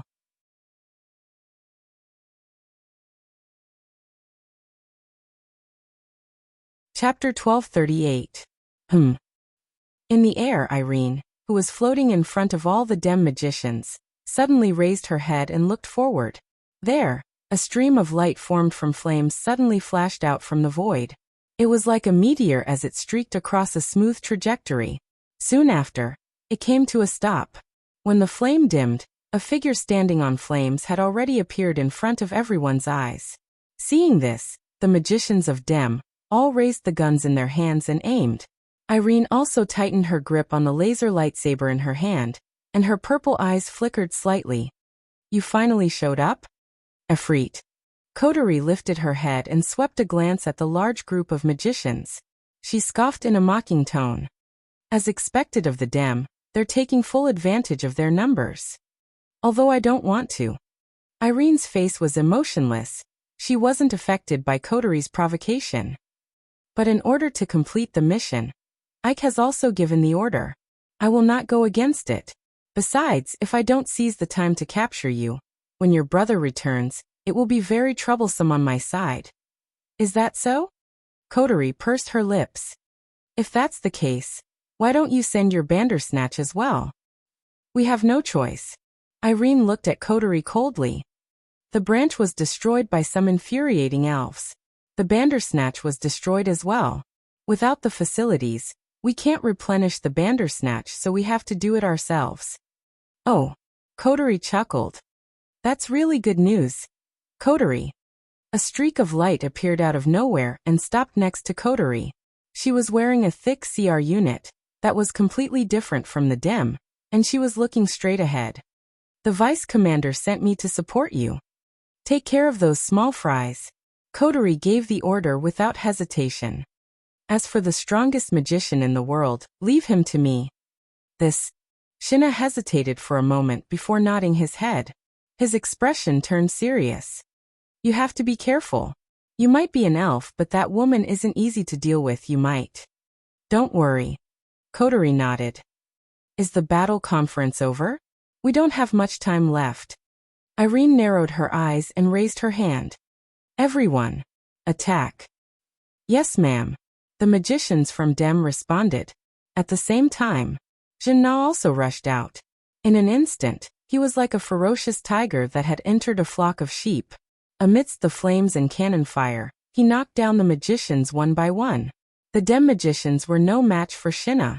It was impossible for them to be Jinna's opponent. At best, they only had the advantage in numbers. Looks like our magicians are better. Coterie raised an eyebrow. If you don't help, you might get wiped out. It's fine. Irene picked up the laser lightsaber and replied concisely. From the very beginning, I didn't count them as part of my combat strength. To capture you, I alone am enough, Coterie chuckled. She narrowed her eyes and a ball of fire erupted from her body, burning her clothes to ashes. Divine spiritual equipment? 5 times Elohimji wave R. Just like a phoenix spreading its wings, Coterie waved her hands, and an ethereal kimono appeared around her and covered her entire body. The sleeves of the kimono were burning with flames, and her twin ponytails had turned into long hair. A pair of horns adorned the top of her head, making her look both beautiful and domineering. Burning Demon Destroyer Camel. A gigantic flaming axe appeared from the flames and landed in Coterie's hand. Coterie raised the axe that was taller than her and pointed it at Irene. Flames flashed in her red eyes. I have to say you're unlucky. Irene? Mira? Mercer? Irene's expression changed. She asked in a deep voice. What's the meaning of this? You're recognized as the strongest in the world, yet you lost to my older brother on Himi Island. Coterie looked at Irene with a cruel smile. I also lost to Natsuki when I was trying to capture Meijio. During the attack and defense battle at the DM Branch Company, I had to flee because my brother and Natsuki were present. This can no longer be described as unlucky, but pitiful. A hint of haze flashed past Irene's brows, and a cold expression appeared in her eyes. If you're trying to make me change my mind, you're going to be disappointed. No, you're wrong. Coterie lowered her head and looked up. I just want to say, you're unlucky right now. After all, unlike my brother and Natsuki, even if I can control my spiritual energy and stop myself from going berserk, I still don't know how to show mercy.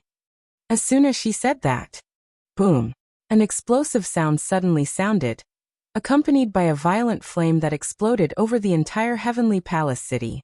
The flame under Coterie's feet was directly crushed by her foot, and she turned into a flame meteor that flashed above Irene in the blink of an eye. What? Irene's calm expression changed. She looked up and saw Coterie's cruel smile. Her pupils shrunk and she quickly raised her laser sword.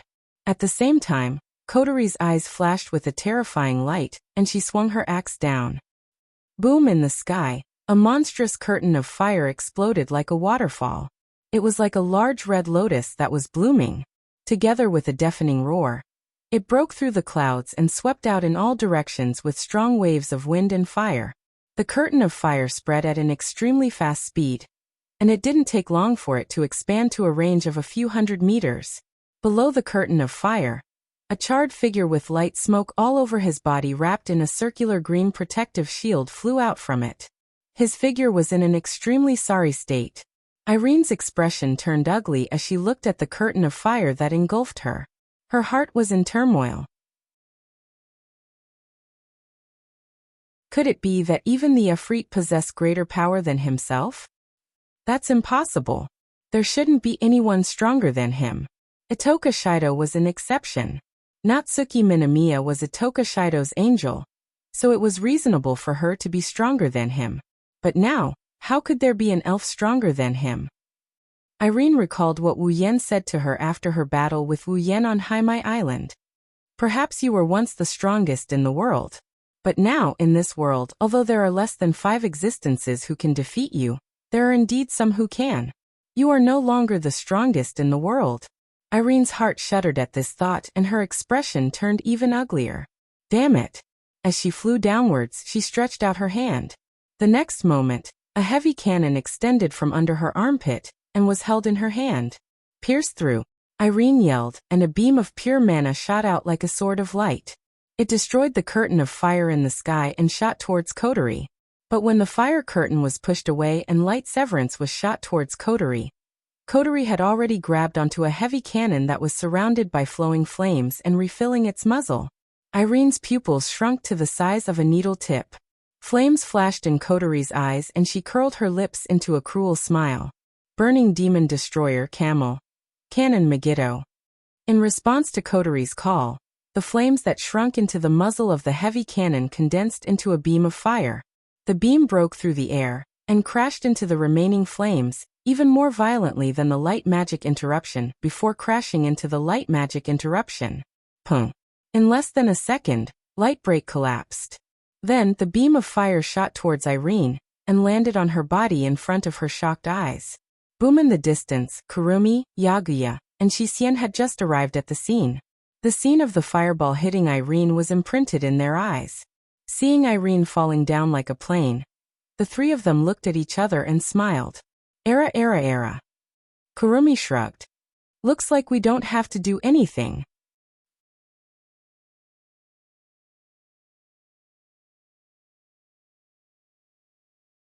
Chapter 1239. In the sky above the heavenly palace square, Meijio stood there in a dazzling dress of light. A huge pipe organ floated behind her, and a keyboard of light floated in front of her. Meijio played rhythmically. Ripples visible to the naked eye could be seen. Beautiful syllables undulated back and forth in this space, forming a beautiful song.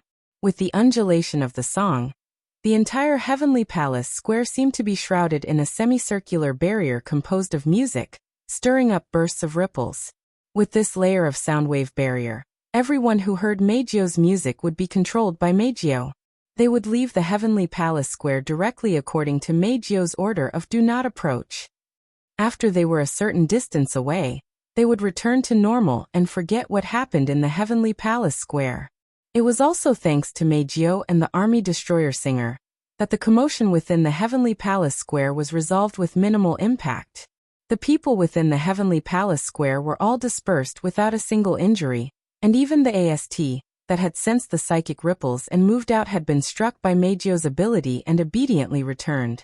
One must admit that Kurumi's arrangement was very reasonable. If Meijio wasn't here, the situation wouldn't be so easy to control.